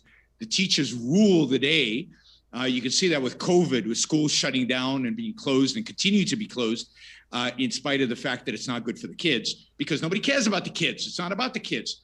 So I am a huge advocate for improving education by privatizing it, by eliminating the state control over it. Certainly its production. The best way to equip people to rise up from poverty is to give them a great education. The best way to get them a great education is to create a competitive educational system that actually produces results. Gotcha. And Chandler Saunders says, so should we lower the standard for poverty in our country like China did so that the number of those in poverty dramatically drops overnight? No, I mean, that's silly, right? We shouldn't, I don't know that we should measure poverty. I don't know what the value of measuring poverty is. What I want to measure is freedom. What I want is to leave people free to pursue their own opportunities, including poor people. You know what you could do to help poverty? You could eliminate licensing laws. You could eliminate the massive difficulties to open businesses. You want to open a nail salon? The unbelievable amount of costs and effort you have to go into, bureaucratic. It can take 2 years to get a license to open a business in a poor neighborhood. So you want to help poor people get rid of all the obstacles, and the obstacles are all created by the state. The obstacles are all created by regulations. And one of the obstacles, in my view, is the existence of a paycheck if I just sit at home and don't do anything. And that's an obstacle to people actually rising out of poverty. Gotcha. And Super K-Pill says, Mouthy, what about the moral argument that it's simply wrong to forcefully take wealth from some and give it to others? Yeah, so like I said, my sort of moral framework is that I want the best possible world for myself. I'm motivated by my own self-interest. I think that everyone else fundamentally is motivated by their own self-interest. And I think that everybody, or generally the vast majority of people's self-interest, mine included, can be most well met in a society with welfare. I fundamentally am happier with my life, and I think most people are happier with their life when they're less likely to sink into deep poverty at some point in their life, when they're less likely to have like a family member in poverty, when they're less likely to be, assaulted on the street because of higher poverty leading to higher crime, when they're in a society that's more cohesive and has stronger growth. So I disagree with Yaron's fundamental premise that coercion is fundamentally antithetical to our self-interest, because I think coercive structures can actually serve the self-interest of the vast majority of people in society. And I think we can see this sort of empirically. Yeah. Sorry. Let me just quickly note that in the 19th century in the United States, one could buy insurance against poverty, one's own poverty. One could buy in the private markets all kinds of mechanisms, if one was responsible enough, to secure one's ability to survive if bad stuff happened to oneself. The difference is that then it is you taking action, your responsibility, your voluntary transaction in order to engage in making sure you don't get poor, versus this coercive collectivization and treating everybody the same, rather than letting individuals be individuals and making their own choices in life. Yeah, so really, really quickly.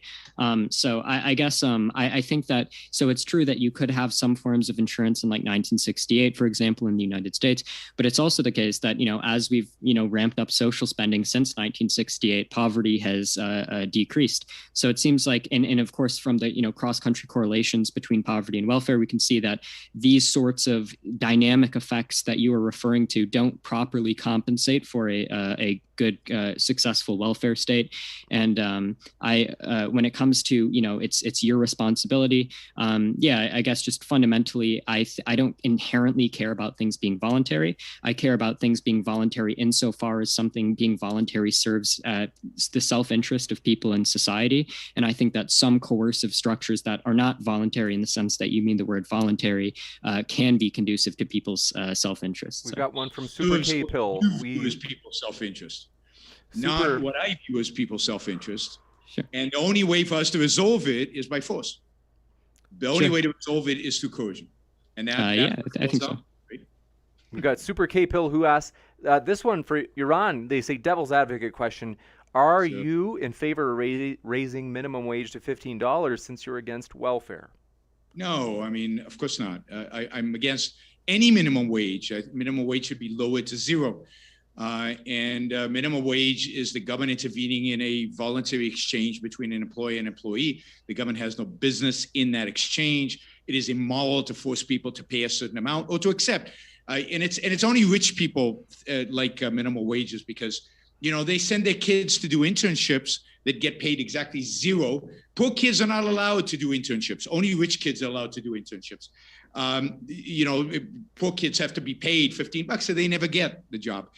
No, the empirical studies, and I know, the empirical studies are overwhelming in terms of the negative effects of minimum wages. Now, yes, there's one or two studies that show counter results, but those studies are being challenged and refuted. The overwhelming majority of the empirical evidence out there shows that minimum wage is harmful to the people who need the minimum wage.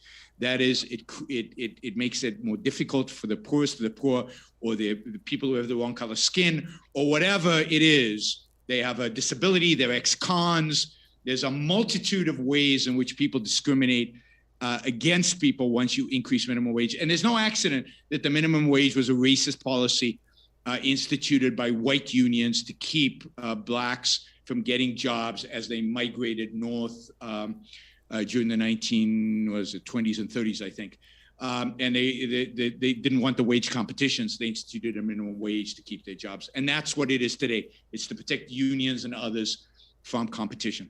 Robert Nasir has a question, and this one, some of these, as both of you have noticed, these are things you've kind of already addressed. So if you want, you can add like an extra tidbit in terms of answering this. I think Mouthy, you probably just answered this roughly. Robert asked, by what right does anyone seek to impose by government force their view of, quote, the good society on those who ask nothing more than to be left free to live by their own best judgment? Yeah, so I guess this is sort of where I'll use my opportunity to sort of respond to what Yaron was saying to my answer to the last question to this effect, which is that I agree that, so when you said like by your standard of self-interest, it is coercion can be good, but not by mine.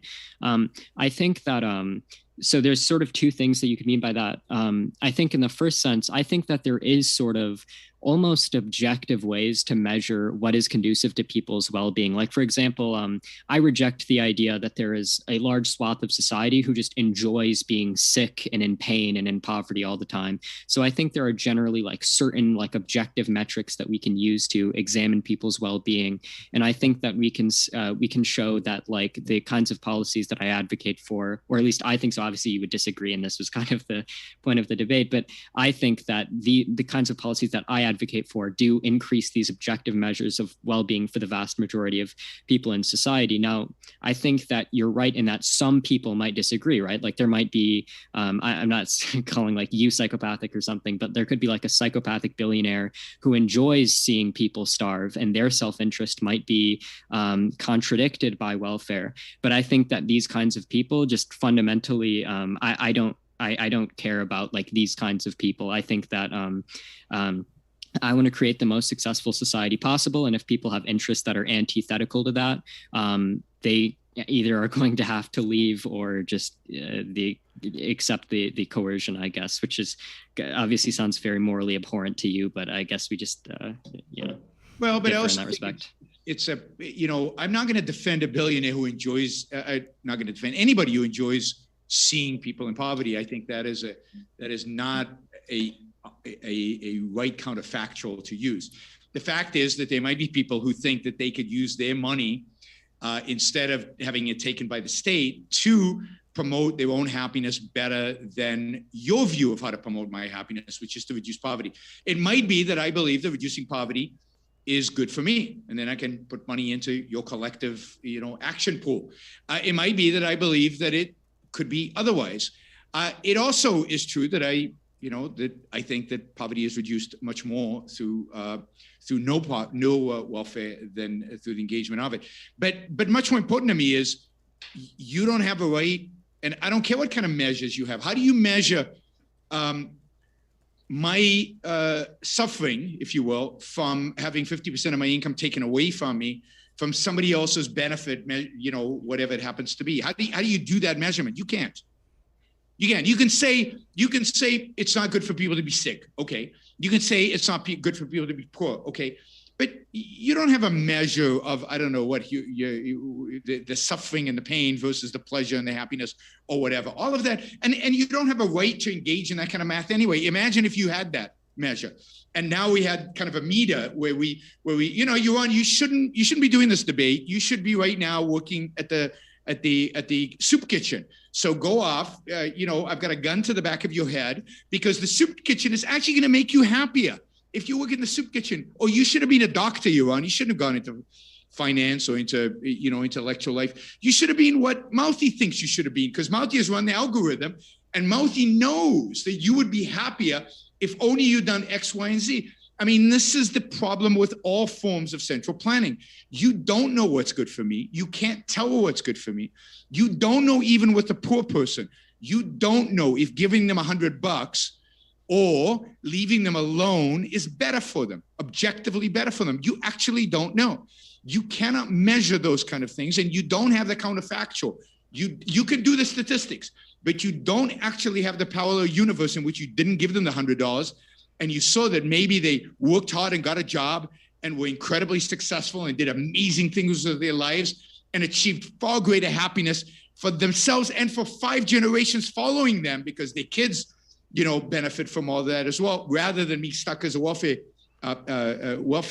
mother or father. So all of that is you putting yourself and your values and imposing them on other individuals and doing some kind of measurement and aggregating them across all of that. And I think that's what's abhorrent about this whole mechanism. And that's why I'm against I'm against coercion, I'm against coercion no matter what, but I'm certainly against coercion when it's clear to me that you don't know what my values are, and you don't know what anybody's values are except your own. We've got a few questions. Yeah, so really, can I just give like a really pithy response to that? Like, okay. So yeah. So I guess when you say like I might not like welfare might be antithetical to my interests, I sort of think that I think that whoever's saying that is going to usually be wrong in like the vast majority of cases, because I think that the vast majority of people do objectively benefit from having coercive things like welfare that I think make society flourish more in general. You talk about how I don't like have a measurement for this. I think we can use certain measurements like the health of a population, how content a population reports being with their lives, social cohesion, happiness. I think there are certain metrics we can use to see whether or not on the aggregate the policies I'm advocating for make society flourish more for the vast majority of people. We can use social mobility if you want. And I think that the data tends to suggest that the kinds of policies that I advocate for do have this effect. And I do think it's justified to coerce people away from what they otherwise would have done if doing so makes the vast majority of the population able to pursue their own self-interest more and make society flourish more. I hate to push in, but just because Sure. The original question was the Mouthy, and so we'll jump to the next one, but do want to rush through a couple of quick ones, and then we might be able to squeeze in maybe 1 or 2 more, you could say, questions per se. But this one comes from the optimistic pessimist, who says, can you please set up a debate with Yaron, Brook, and Destiny or Vosh? We'll sure try, folks. And then also one similar to that in terms of debate requests. Corey Flores said, thanks for your generous super chat, by the way. Corey said, I'd love a round 2 on statistics, especially the ones cited by Mouthy in this debate. I'd like to see someone who has studied statistics like Yaron. By the way, I didn't know that it was Dr. Brook. I just learned that. But Yaron, they said, I'd love to see... Don't call me Dr. Brook, but yes, I do have a PhD. They said, would love to see Yaron give his take on those stats, as Yaron seemed ready to take on this debate morally, whereas Mouthy was ready statistically. So that could be juicy. And so thank you very much for your question. This one, as we said, we're a little bit over time. So I do want to just maybe get 1 or 2 more in. Duncan Curry said, everyone knows that feeding squirrels at the park makes them dependent and is harmful. Doesn't the same apply to a more complex animal such as humans? This was the JF argument. Doesn't welfare love our fellow humans to death? What is the difference? Yeah, so I guess like my counter argument is that it just seems to be based on the data that I've engaged with regards to unconditional cash transfers.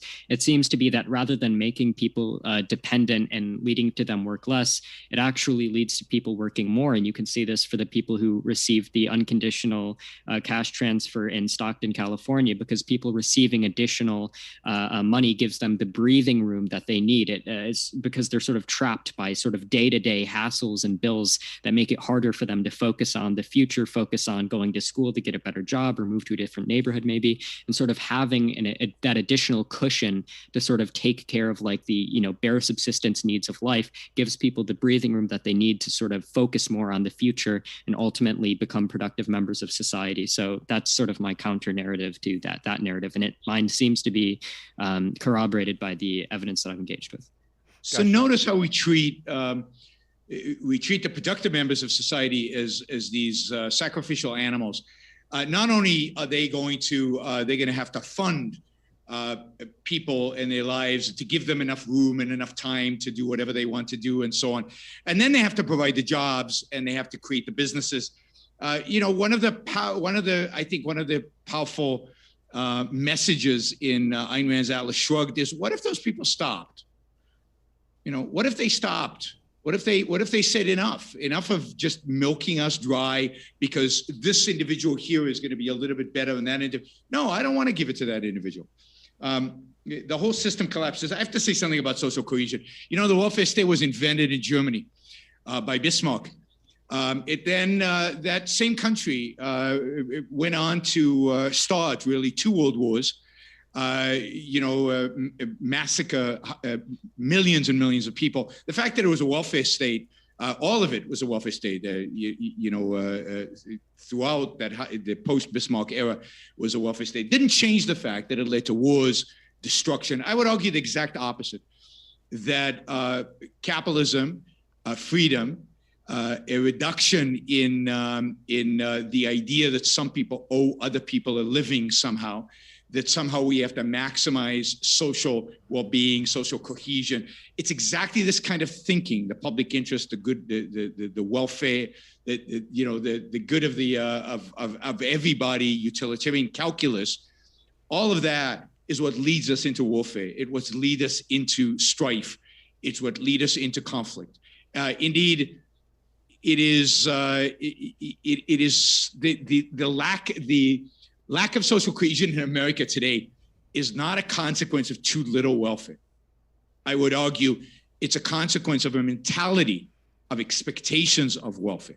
It's a mentality of people sitting on their and doing nothing to make their own lives better, and expecting the steel job to come home from China, expecting to have a job in Cincinnati when there's a job 2 states over, but who the hell is going to get in the car and drive 2 states over when my welfare check is associated with Ohio, and in Arkansas, I might not get that welfare check. I mean, there's so many stories of people who don't do the minimal that they need to do in order to go get a job, because our intellectuals, our culture, and our welfare system has created passivity and a lack of personal responsibility and a willingness to just sit around and wait and blame the other. Who do we blame for all the problems in this country? We blame foreigners, we blame Chinese, we blame immigrants, we blame everybody, except the fact that our own people won't get up and actually go and do their jobs. So no, I think that lack of social cohesion in America is a consequence of the welfare state. Now,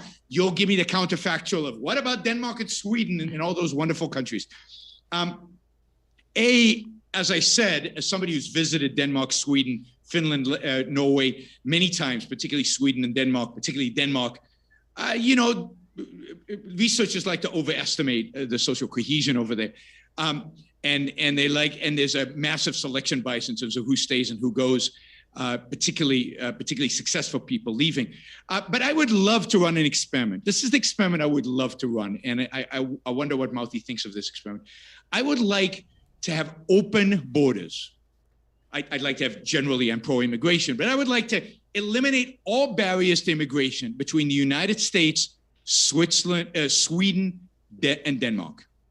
And I would like, I'm curious what people think, what the flow of immigration would be. Now, I'm willing to put a lot of money on the bet that the flow of immigration would be from Scandinavia to the United States, not the other way around, in spite of the greater social spending in Scandinavia. And it won't be a little immigration. It won't be a trickle. It would be a flood. And it would be primarily poor people immigrating from Scandinavia to the United States. Because the United States, in spite of all its problems, still has more opportunities than Scandinavia does to rise up and be successful. Social mobility in Scandinavia is no big deal. But if you can make it in America, still, and it's becoming less and less the case, but still, you've really made it in life. We'll give you a quick response, Mouthy, and then we'll go to the last question before we say goodbye. Thank you. So, so I guess a few points. So you talked about what if the rich just stopped because of social spending? And I think that, of course, that would be bad. But, I think that we've seen across the world that we can have, very robust levels of social spending without the rich just, up and leaving and, not creating any more jobs or not being productive anymore. And even if we were to prove that at some point, if we tax too much, and I'm sure there is such a point, if we tax too much and is redistributed too much, the rich would just leave. I would still make the argument that it would still be good to do social spending up to a point before we reach that maximum limit, right? You talked about how in Germany it seemed that welfare actually reduced social cohesion. I'm not sure. I think that there can be a lot of factors that influence social cohesion in a country. So I guess I'm just skeptical of saying that there was a lot of welfare here and there was low social cohesion, so therefore this must have been the cause. I generally I try to look at broader, I guess, sample sets and try to do more specific analysis. So I guess I'm just sort of skeptical of that. In terms of the idea that welfare has created a culture of expectation of welfare in the US and that this actually decreases social cohesion, I think that I don't really buy into this narrative, especially because the US has one of the most stringent and, workfare-based welfare systems in the world. Our biggest programs like the Earned Income Tax Credit, you have to work in order to receive them. And this seems to be the case with a lot of our programs. And if we look to other countries, even because you said we should just, get out of, Sweden, get out of Denmark, get out of Norway, sure, we can do that. But even if we look at broader correlations, it seems like reductions of inequality across the world, even when you just discount these countries, seem to be correlated with increases in social cohesion. And I don't think that we would see that if the concept of welfare leads to this culture of expectation. And I think that the idea of a culture of expectation is also undercut by the idea that we can see things like increases in social spending leading to more entrepreneurship. Like entrepreneurship in the Nordic countries where social spending is very high, according to the OECD Enterprise Birth Index, is actually higher than it is in the United States. And Gareth Olds has done a lot of work that is corroborating this as well. And yeah, I guess finally, I disagree with the idea that the U.S. has less opportunity. I think that the Nordic countries have better employment, higher rates of entrepreneurship. I think they have plenty of opportunity there despite their high social spending. We must go to this final question. Ben Miller, thank you very much, said, Yaron, how can you keep pointing to countries like China and South Korea that have gone to great lengths to reduce poverty with zero social spending, quote unquote, when they all have free public health care? China doesn't. China does not. If you can't pay for healthcare in China, you die in the street. There's no charity and there's no free public healthcare in China. South Korea does, but China does not. By the way, no healthcare is free. Healthcare is paid for through taxes, through coercion. And a big chunk of the healthcare expenditure in places like Europe and South Korea and all the socialized healthcare countries is paid for by American taxpayers. We are basically subsidizing the healthcare of the rest of the world. The rest of the world is free riding off of American healthcare. 70+% of all medical innovations happening, it's 60+% of all healthcare innovations happen in the United States because we still have a little bit of freedom in healthcare, and they free ride off of that. We pay higher prices on drugs so that drug companies can do research and development. They pay basically cost on drugs. So drug companies don't make any money from other countries to fund research and development. They have to make all their research and development money in the United States. That's also true of Swiss European drug companies. European drug companies make their money in the US, subsidize Europe. So we are basically subsidizing the healthcare of the rest of the planet. The worst thing that could happen to healthcare in South Korea and in Europe would be for the United States to socialize its healthcare system. That would devastate healthcare systems all over the world because they wouldn't have the sacrificial lamb to sacrifice anymore, to milk. And it's the same argument. Mouthy just said, yeah, we're going to tax businessmen up to the point just before they leave, right? Or they reduce their production. Well, yeah, I mean, that's the attitude. The attitude is that they're not individuals. They don't have their own values and utility functions. They don't have their own ability to make choices about their own life and how to spend their own money. We, collective we, have decided that their money is best spent on welfare reduction, and therefore we are going to take as much of it as we can get away with in order to reduce poverty. And to me, that's immoral. And it's bad economics, because one of the things you're not measuring is, and again, you're going to do cross-sectional analysis across countries, which I think is dubious throughout. But what you're not measuring is what those rich people would have done with their money. You're not measuring if you take Elon Musk's money. Do we get to Mars in 10 years? Is it a good thing to go to Mars by 2030? Will poor people benefit from the ability to go to Mars in 2030? Is it good for humanity? What's the value of that? But if you tax Elon Musk up to a certain point, we won't go to Mars. So, and my guess is there are a lot of going to Mars-like projects that we have not done because wealthy people have been taxed up to the point where they didn't have the kind of volume, the wealth in order to engage in those kind of massive investments. So again, we're assuming a static world in which every country has a welfare state. We're assuming that the differences between these countries are minor. We're controlling for welfare, but we're not controlling for levels of regulations and other things. We're controlling for, we're doing statistics which in my view, often very, very dubious. But even if they were all true, you can't actually run the experiment where people weren't forced to give up their money and where other stuff happened. And you're using a bad morality to inflict great pain on humanity, in my view. Can I just give like a really quick response? Because I think this is a very important part. So in terms of Elon Musk, I'm skeptical that Elon Musk is going to take us to Mars. It seems like Elon Musk is more focused on reinventing the subway, but more inconvenient at the moment. And in terms of the idea of an opportunity cost. It seems that there might be some opportunity cost to, if you take somebody's money, they're less likely to do productive things with it. But you also have to take into account that the idea that, if we give other people money, now they have a greater capacity to do greater things as well. If you give someone more economic security, less shield them more from economic risk, they have, give them welfare that allows them to save more for investment. They're more likely to be a poor person is more likely to be able to start a business. If you shield them from the anxieties and the stresses of poverty, they're more likely to be able to innovate or do something productive with their lives. And I think this is generally borne out. You got it. We do want to say there's one last super chat. Corey Flores says, also, Yaron, please unban me. So, I don't know what that story is. I've tried, Corey. I really have tried, but I can't figure out on YouTube how to unban somebody once you. I apologize. I screwed up. I banned him by accident. I can't quite figure out how to So if somebody out there has the technical knowledge of how to unban somebody on YouTube, please get in touch with me and let me know, and I'd be happy to unban Corey. Let me just say, sorry. Maybe Elon Musk will invent the unbanning technology.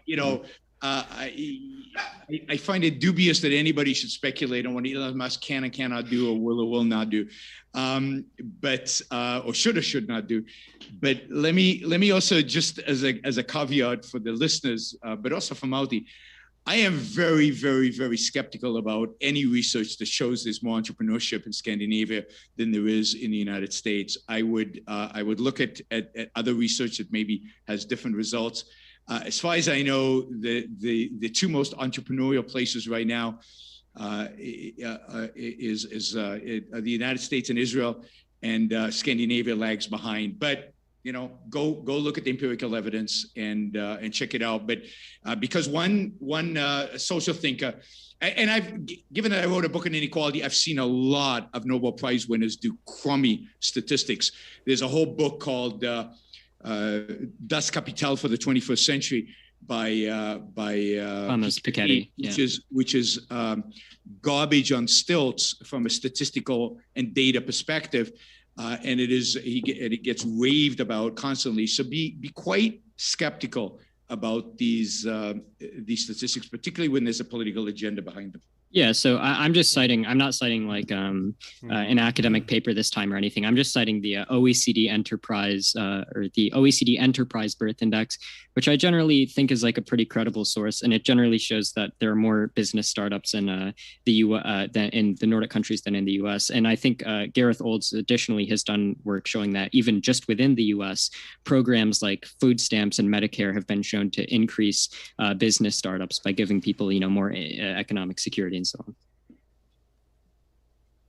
We want to let you know, folks, our guests are linked in the description. Please do check out their links, as we have really appreciated our guests, and want to say a huge thank you both to Yaron as well as to Ethan, Mouthy Infidel. It has been a true pleasure. And so, folks, I'll be back in just a minute or so with a post-credit scene on upcoming debates for Modern Day Debate, and want to say one last thank you, though, to our guests. It's been a true pleasure to have both of you.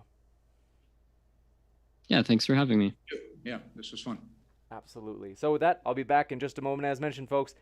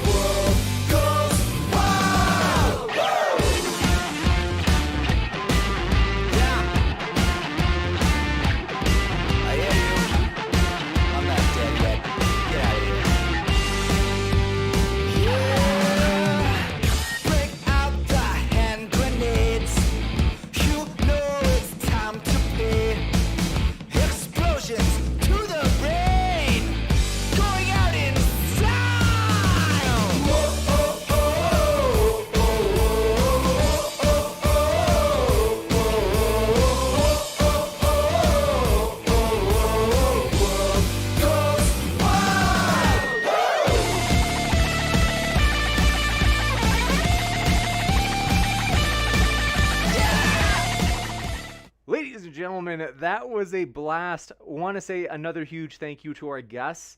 Both Yaron and Ethan, or Mouthy Infidel, are linked in the description. And so, folks, I'm guessing that you're still here. You must have enjoyed this debate. And so, I'd even encourage you, not just the side that you agree with in this debate, but even the side that you don't agree with, you can click on their link as well and consider that. I mean, it's valuable because, hey, it's good to be acquainted with the arguments from, you could say, the opposing side on whatever issue it is. I mean, it would be a sad thing to only have a great depth of the arguments for your position. It's good to have a great depth of familiarity with the arguments against your position.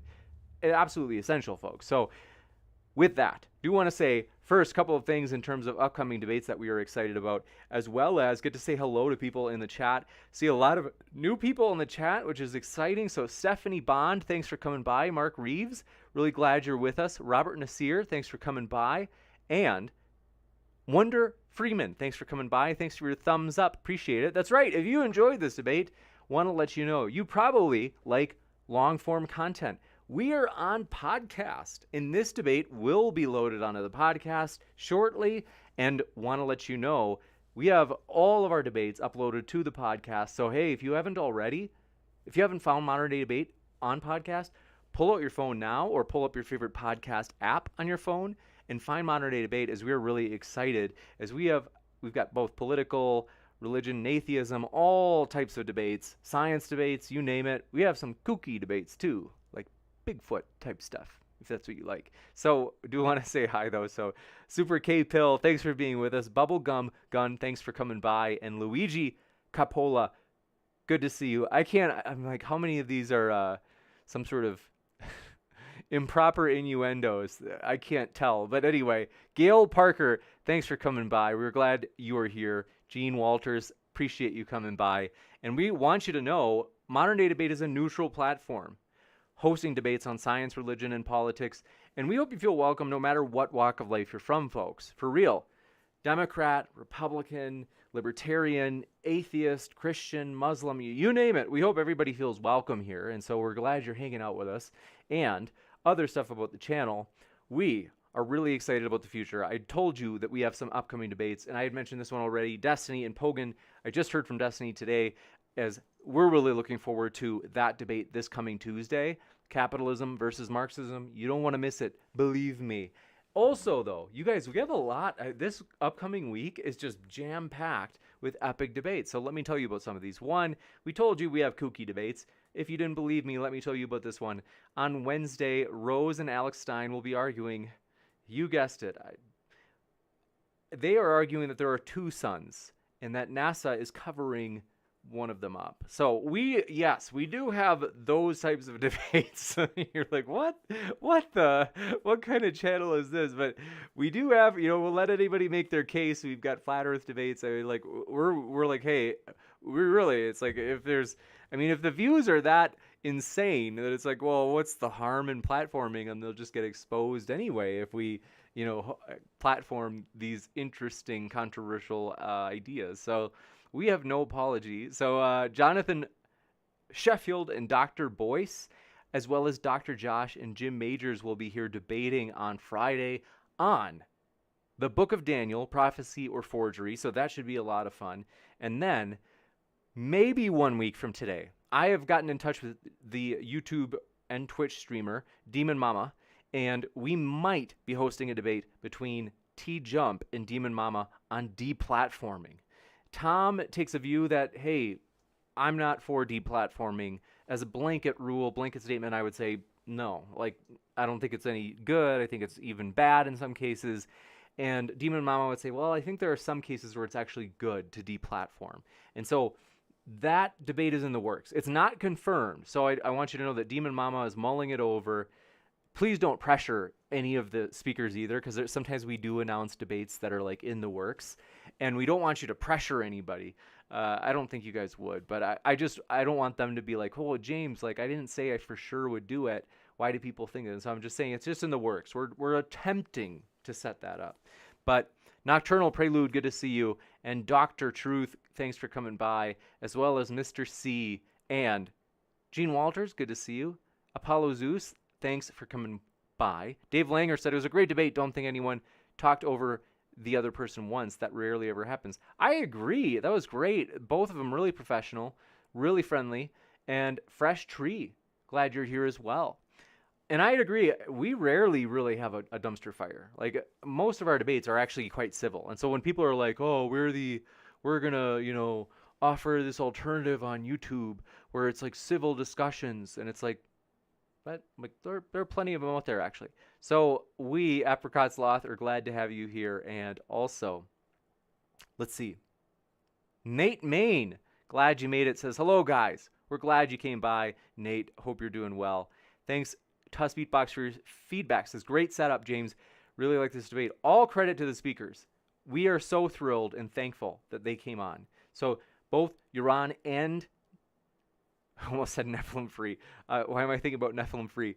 Yaron and Mouthy Infidel are linked in the description, and so you can hear more from them, as well as read more from them, and that's in the description, whether you're listening via YouTube or podcast. Also, Hatzikun thank you for coming by. We're glad you're here. Adam Elbilia, good to see you. Staying up late with us, Adam. We like it. Bad to the bone. You're in Israel, right? Well, we're glad you're here, and thanks for staying up late with us. It's got to be super late there. So, Nocturnal Prelude says, smash that like button. Please do. It helps the stream. That's the word on the streets, is that it allegedly helps with the algorithms. I would think it probably does, right? Because it gives maybe it's a small, it's one of the pieces of the puzzle that leads the algorithm, you could say. Sigma Annie says, I think James won this debate. That's funny. I won by just getting to enjoy it so much because we were really thankful for our guests, and that was honestly phenomenal. I'm so excited to see people's positive feedback in the chat that people really enjoyed it, and that the likes, I think we're at 189 likes, which is awesome. That's really good. So people really enjoyed that. Shazbot, thanks so much for coming by. And you're right, Shazbot said, what about the guy whose question wasn't asked? That's you among two or so other people. Some of them want to be fair, email me at moderndaydebate@gmail.com because we don't want to leave you out to dry. We do appreciate when you give a super chat, and so if it doesn't get read, frankly, I do want to send it back via PayPal or Venmo, something like that. And so I also want to say if it's your first time here, want to remind you that sometimes there's a point in the debate where I'll pin a chat and it'll say hey folks, I'm really sorry we can't take any more questions. We've got too little time. And so I just want to, like I said, I'm happy to send you that super chat value back because we just appreciate that you're willing to do a super chat. And we always want to read them. And so when we don't get to read them, it's hey, I get where you're coming from. Shoot me an email at moderndaydebate@gmail.com and I'll send that value back. It's the same amount for the super chat. But do want to mention that basically we do try to give people a heads up where the speakers have, their time is valuable. We want to honor that. And so sometimes we have to stop before we get to read all the questions. And it's just, my estimation, frankly, is not always great in terms of knowing how many we're going to get to read. So I'm still work in progress. I'm a work in progress. Brandon Gray says best, but yeah, thanks for coming by, Brandon Gray. And Perfect One, good to see you. And Stuck in Florida, good to see you again. And let's see. Stefan Burns, thanks for coming by. Said, great debate. I'm so glad you liked it, Stefan. And is it Michael or Mikkel? I think it's Michael. We are glad you were here, Michael. And RDF, thanks for coming by, as well as, I'm almost caught up. Hannah Anderson, good to see you, as well as, let's see, Nero, good to see you again. Apollo Zeus, thanks for coming by. And let's see. So,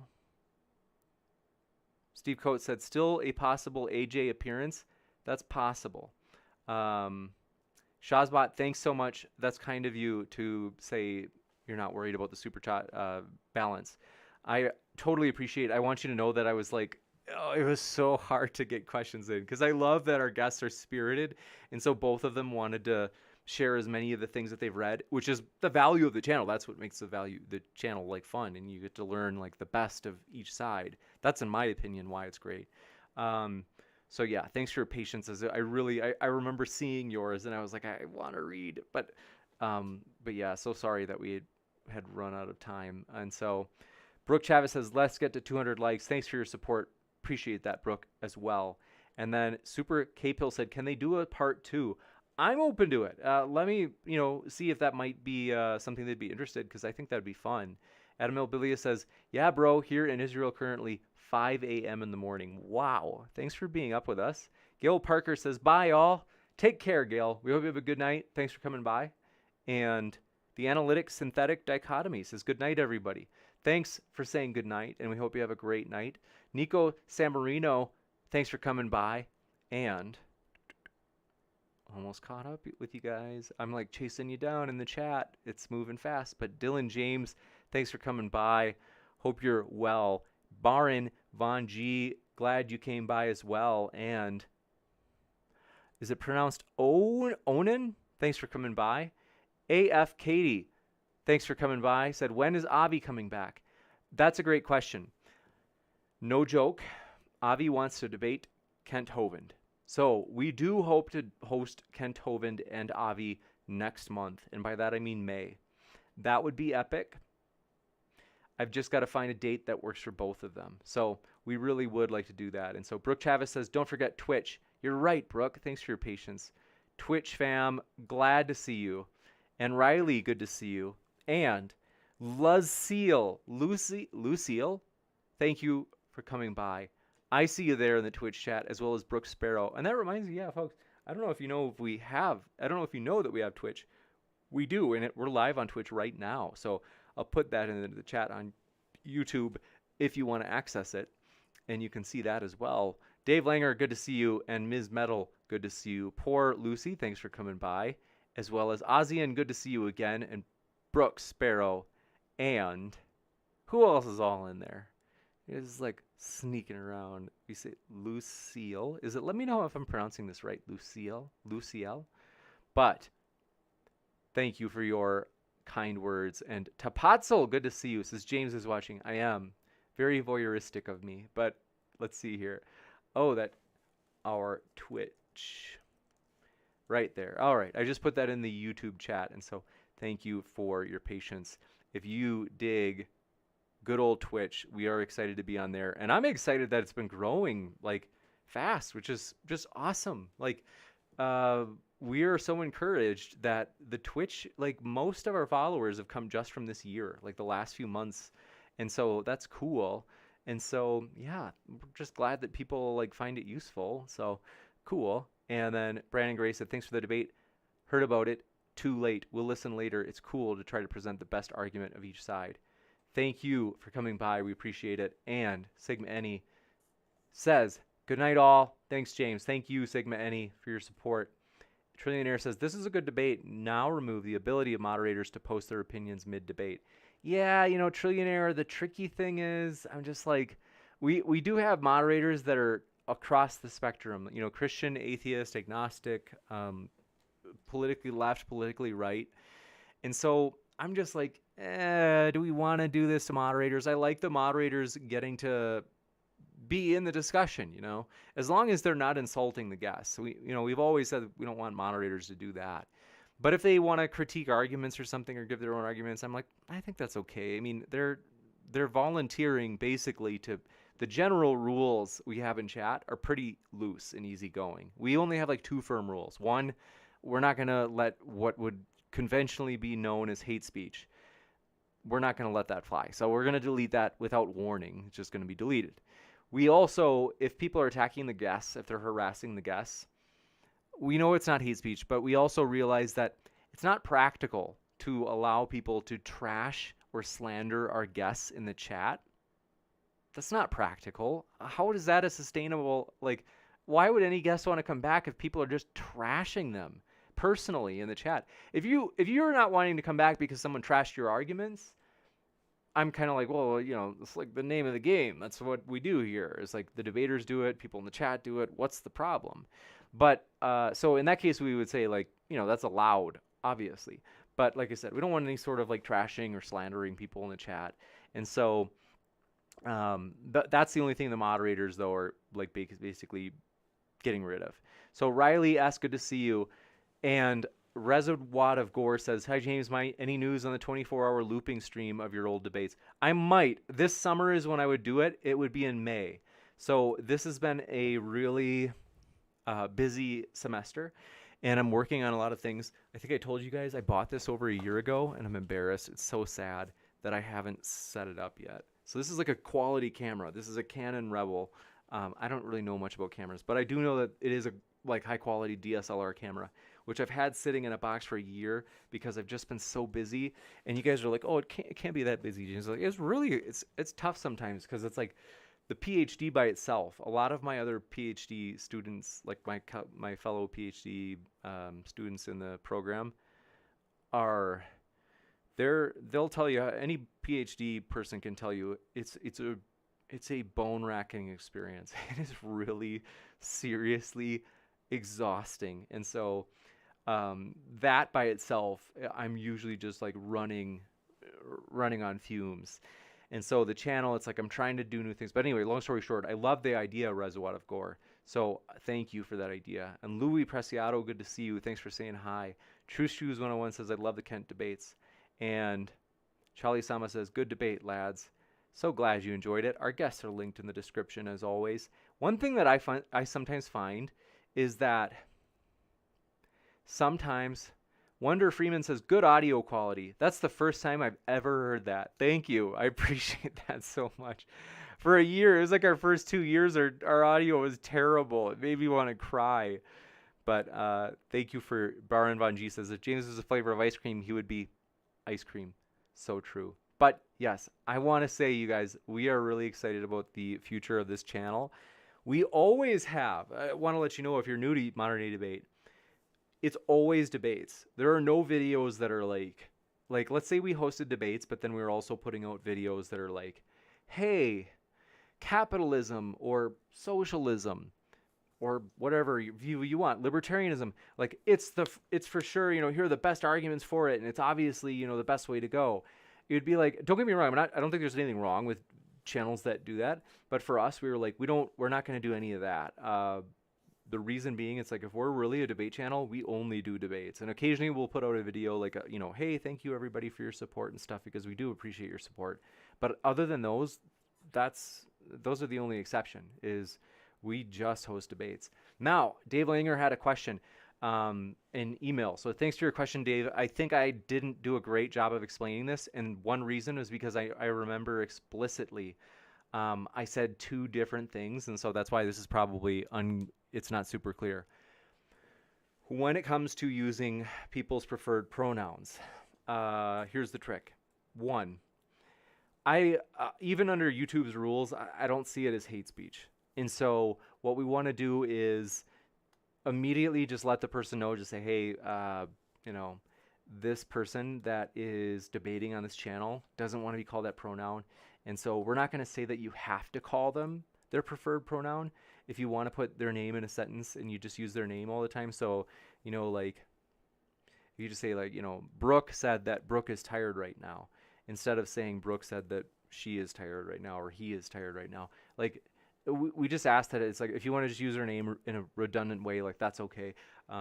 The idea is so we're not trying to force you to use any particular pronoun, but we also realize that sometimes people will call a person a pronoun other than what they want to be called because they're trying to, like, get to them. They're trying to get under their skin. And it's like, okay, we don't need that. Like, we want our guests to come back. And clearly you don't care about that because you're trying to, like, personally needle them by calling them a pronoun they don't want to be called. And so my thought is we will instantly give them a warning and say, hey, gotta let you know, like, we consider that, in the event that once in a while it might be the case that someone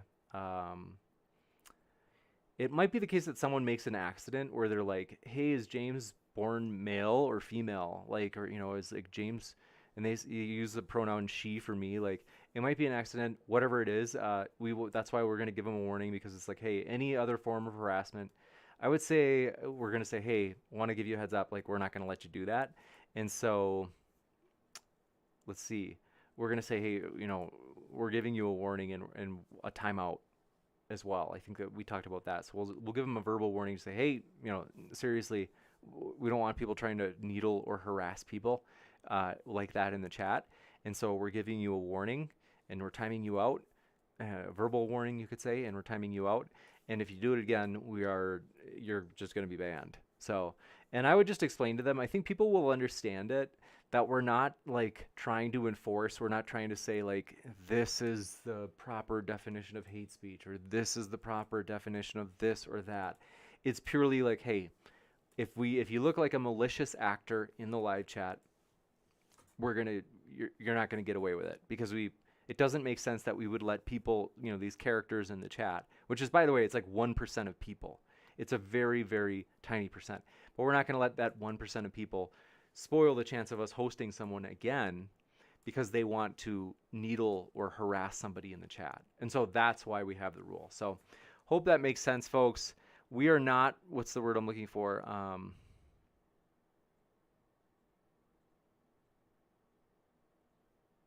Yeah, like and so long story short, it's we're not trying to take a because frankly, I'll be honest, there are some people on Twitter that blast modern day debate, and they're like, modern day debate, you're immoral.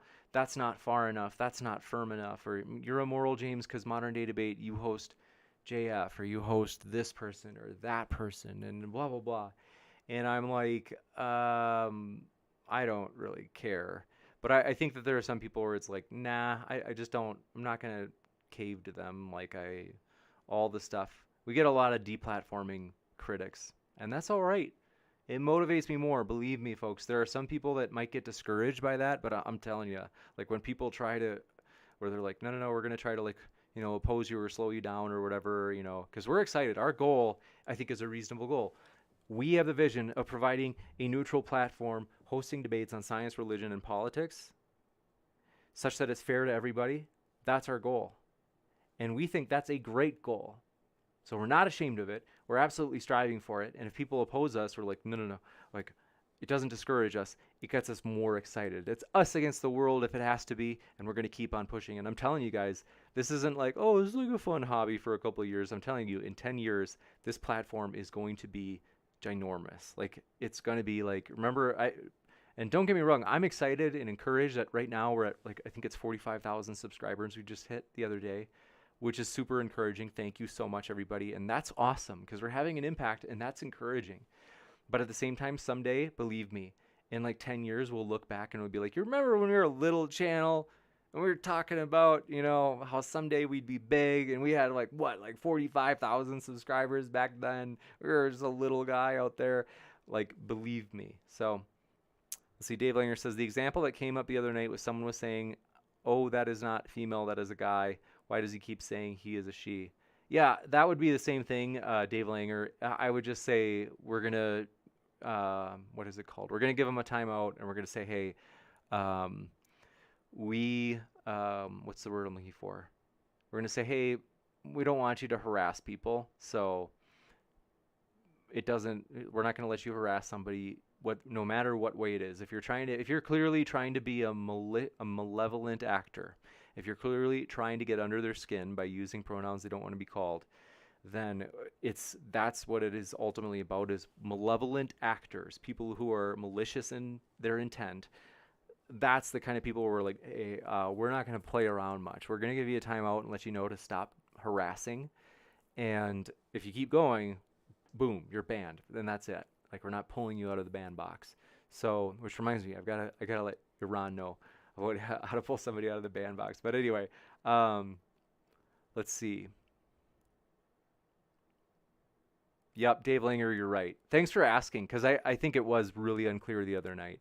Now, here's the thing. I think that regarding the harassment of guests, one thing that I think we should do is see this as a spectrum. So if they call, like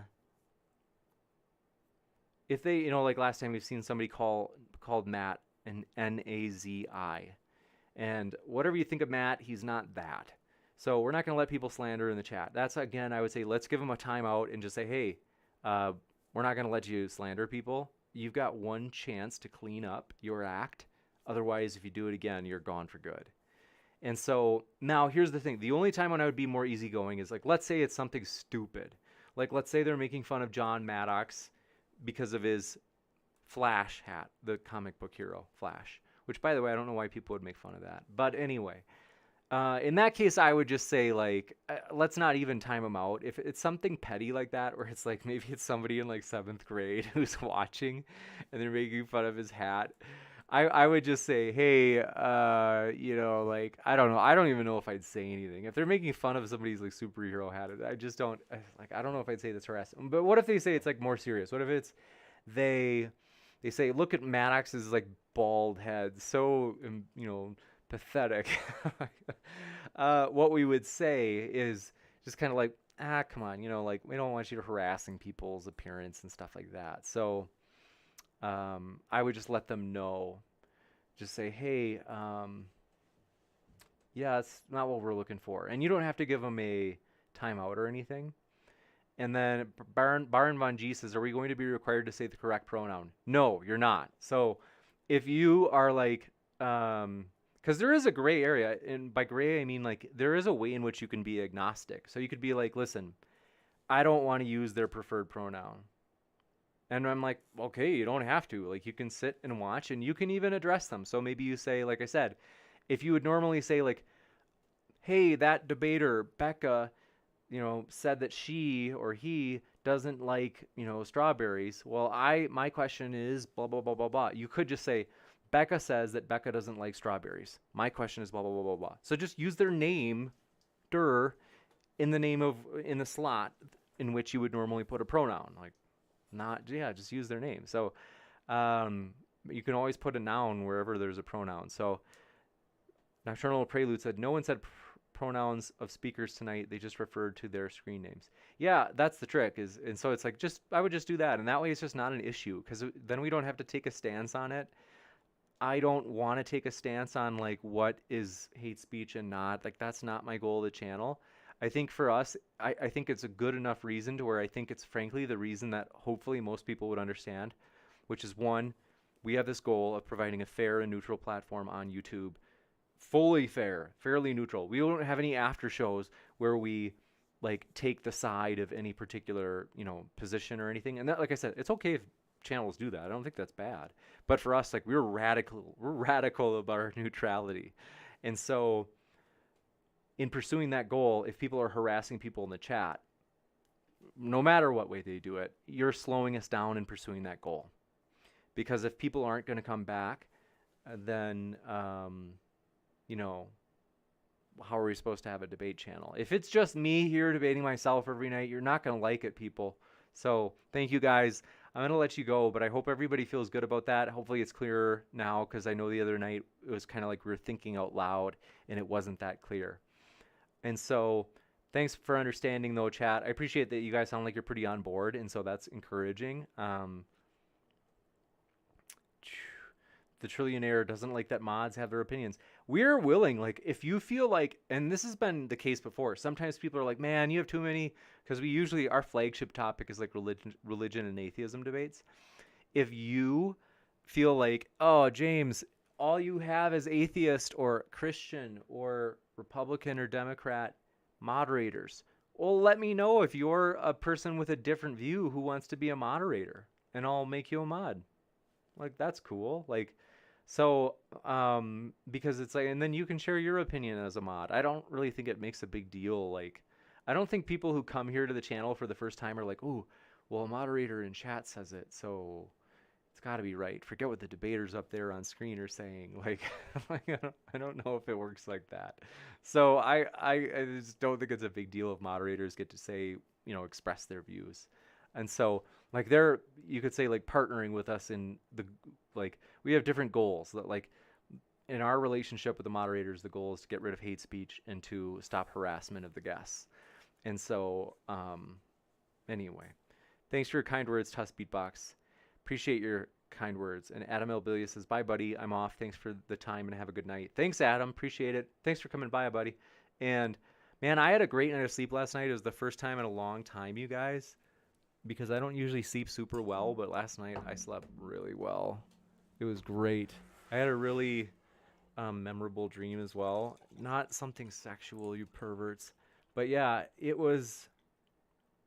I actually felt great today. I felt well rested, which is encouraging. So Dave Langer says, as long as the mods are following the rules, there shouldn't be an issue.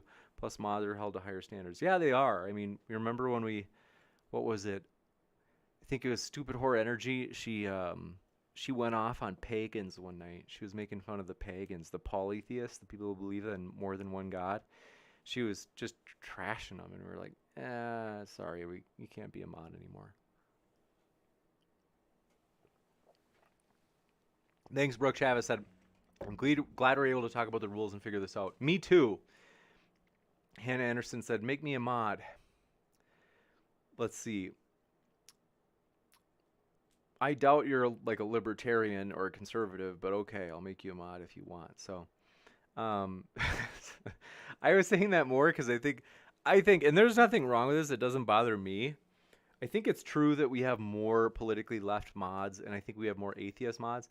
And that doesn't bother me. It's not always going to be, it's very rarely going to be 50%, right? Because there's sometimes mods drop off and it's always going to be like, oh, there's maybe one group is like more strongly represented by another one. And I know that some of you, that would be enough to where you'd say there must be some sort of discrimination. It's like, no, I'm just like whoever wants to be a mod. Like, and so, let's see.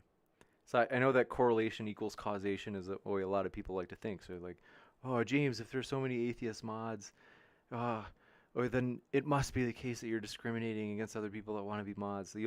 Which really is, that's an example of correlation equals causation type reasoning. But I mean, I don't know. And then people will tell me like, oh no, James, like I'll teach you about that. And it's like, yeah, I mean, what do I know about it? But I'm being facetious. It really is. It's an example of correlation equals causation when they try to use it to say it's as if there's like some sort of favoritism or discrimination. But Dave Langer says, let's see, got that? And then, but it is nice to talk in here as a group and hear people's thoughts. So it is nice to just kind of like, hey, I like your guys's. Nate Main, I already said, man, if you just tell me that you want to be a mod, like I'm willing to have you be a mod. That's the way you apply. But yeah, basically, sorry, Nate, didn't mean to be mean to you. It's like, but yeah, well, at this point we've got like pretty much half the people in the chat are mods, but that's all right. But Hannah Anderson says, nope, I'm a libertarian, but I'm neutral in politics. Well, guess I was wrong. But yeah, basically, I am glad. It's nice to get your feedback for where the channel is going and how you think things should be. I do want you guys to have a say in that. This is like a true community, and so we appreciate that. And so, thank you guys. I agree, Apricot Sloth, who says a person's religion isn't indicative of their ability to moderate. I agree. I mean, we've had atheist mods, we've had religious mods, and as long as they do it fairly, once in a great while, we have a speaker who's like, that person's going to moderate. Nope. I'm not, I'm concerned. I'm bothered about this. And I'm like, why? Like their moderation seems good to me. It seems fair.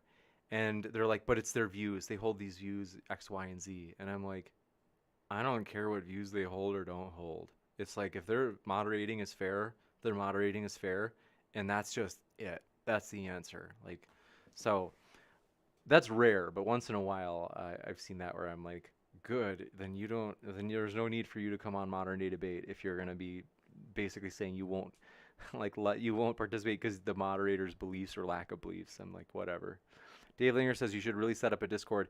Be a great place to get new viewers and also have room in the Discord for mods. We do have a Discord, Dave Langer. It's linked in the description. Ashley Thomason says, I'm an independent Christian.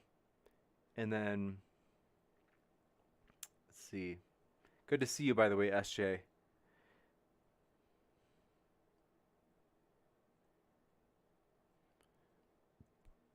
All right, Nate Main. I've added you as a moderator. But yeah, do me a favor, yeah, like feel free being, saying to somebody, like, if you see it looks like they're like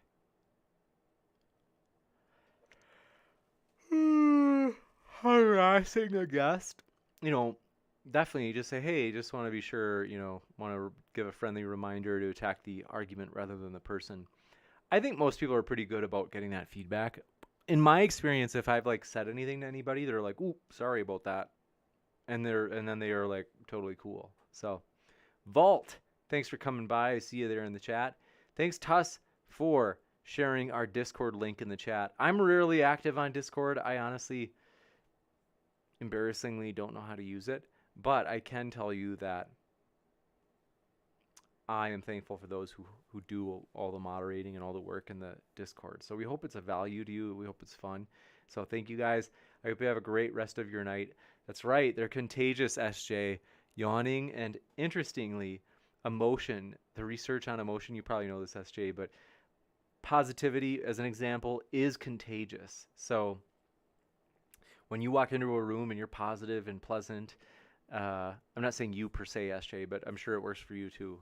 When a person walks into a room and they're positive and pleasant, it tends to be contagious. So Sideshow Nav says, oh yeah, plus 200 likes, keep them coming. And yes, please do hit that like button. We appreciate your support. If you buy into the vision, if you're like, hey, I like that. I like this idea of modern day debate and their goal of creating fairly moderated debates. If you're like, yeah, that sounds cool to me. I like that. I want to let you know I'm throwing that in the live chat as well. And this is namely our link to our Patreon if you want to join our Patreon, and we appreciate all of your support. And so thank you for all of your support. And I am going to pin that to the top of the chat as well. Thanks, everybody. Love you guys. Hope you know that just by being here, you make the channel more fun. The more the merrier, seriously. It's really cool. We do appreciate you. We are thankful you're here. We hope you have a great rest of your night. We hope this is a fun community of different people from different walks of life. That's a beautiful thing, you guys. It really is. The idea is, if you have a group of people who are all, for example, Christian, or all atheist, or all liberal, or all conservative, or whatever it is, and they're all talking together, like the research is very clear, there's a tendency for groupthink where people will, kind of affirm each other to the point where they're, you could say, like less critical than maybe than would be good for the growth of the group. And so there is a good thing here in terms of our mix of people from different walks of life. And so that's a very good thing, a very beautiful thing. And Hats Ikun says, take care, James. Good showing. Thanks for your kind words and your encouragement. That means a lot. And so thanks for that, Hannah Anderson, who says, James, your interaction with the chat after the show is a game changer. Getting to know you better is everything. Thanks, Hannah. That means a lot. Seriously, that's really encouraging. And so that's, I enjoy this too. Like, this is fun for me. A lot of times I'm like, yeah, it's like sometimes it'll be an hour and I'm like, oh, it's like I gotta go to sleep soon. But thanks for hanging out, you guys. Do appreciate it. Love ya. Let me know. Shoot me an email at moderndaydebate@gmail.com if I can make your life better. For real, thanks. We hope that this channel's of value to you. We hope it's fun and enjoyable and a cool community. And so thanks, everybody. Thanks, AF Katie, who says, have a good night, y'all. Thanks, everybody. Nero says, bye, James. Still waiting for you to propose to me. I don't know who Nero is. Nero, aren't you Earl the postman from, like, Alabama? I'm flattered, but I mean. Brooke Chavez says, don't forget the Amazon link. We do have an Amazon link. That's right. Thanks, Brooke. Where is this thing? I've got it in here somewhere. There are ways that we share, like, in terms of how you can support modern day debate, and so we do appreciate all of your support. One thing that you can do is I don't know if you know that we have a free Twitch. If you have Amazon Prime, you have a free Twitch subscription you can use on any Twitch streamer that you want, and that includes us. And that helps us because it's an extra $2.50 toward the channel for the basically our funds, as we want to do a lot of in-person debates this summer. And so we're really excited to do some in-person debates this summer. We think it'll be epic. I think it'll be really fun. And so we do really, really want to say, I mean, you guys, for real, it's going to be fun and it's going to be epic. So we do want to encourage you for that. And that's the kind of thing is those funds, for example, would go Twitch, where basically your subscription, as I said, $2.50 a month. And if, let's say, we have 100 people do that, that's $250 that would come in a month. And what would that mean? Well, that's like a round trip flight, like a cheap round trip flight in the United States for us to do, like, to help basically make, let's say, a in-person debate happen. So that it adds up, if 100 people do it, that's a lot. That actually helps a lot. And we would love to do more in-person debates. And so let me get that Amazon link.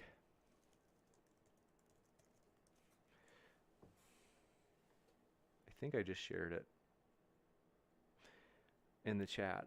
So if you copy and paste that into your browser, or you might even be able to click on it, the way it works is like 3% of your purchase on Amazon helps Modern Day Debate. In other words, like 3% would go to Modern Day Debate if you use the Amazon link that I put in the pinned chat. And so that's like our Modern Day Debate portal. And so you'd pay the same price as normal, but like 3% goes to modern day debate, which helps. So thank you guys. We do really appreciate it. We hope you have a great rest of your night. Thanks for all your love and support. Seriously, appreciate it. And like I said, if there's something I can do to make your day easier, let me know. I'm at moderndaydebate@gmail.com. We love you guys. Appreciate you. Keep sifting out the reasonable from the unreasonable.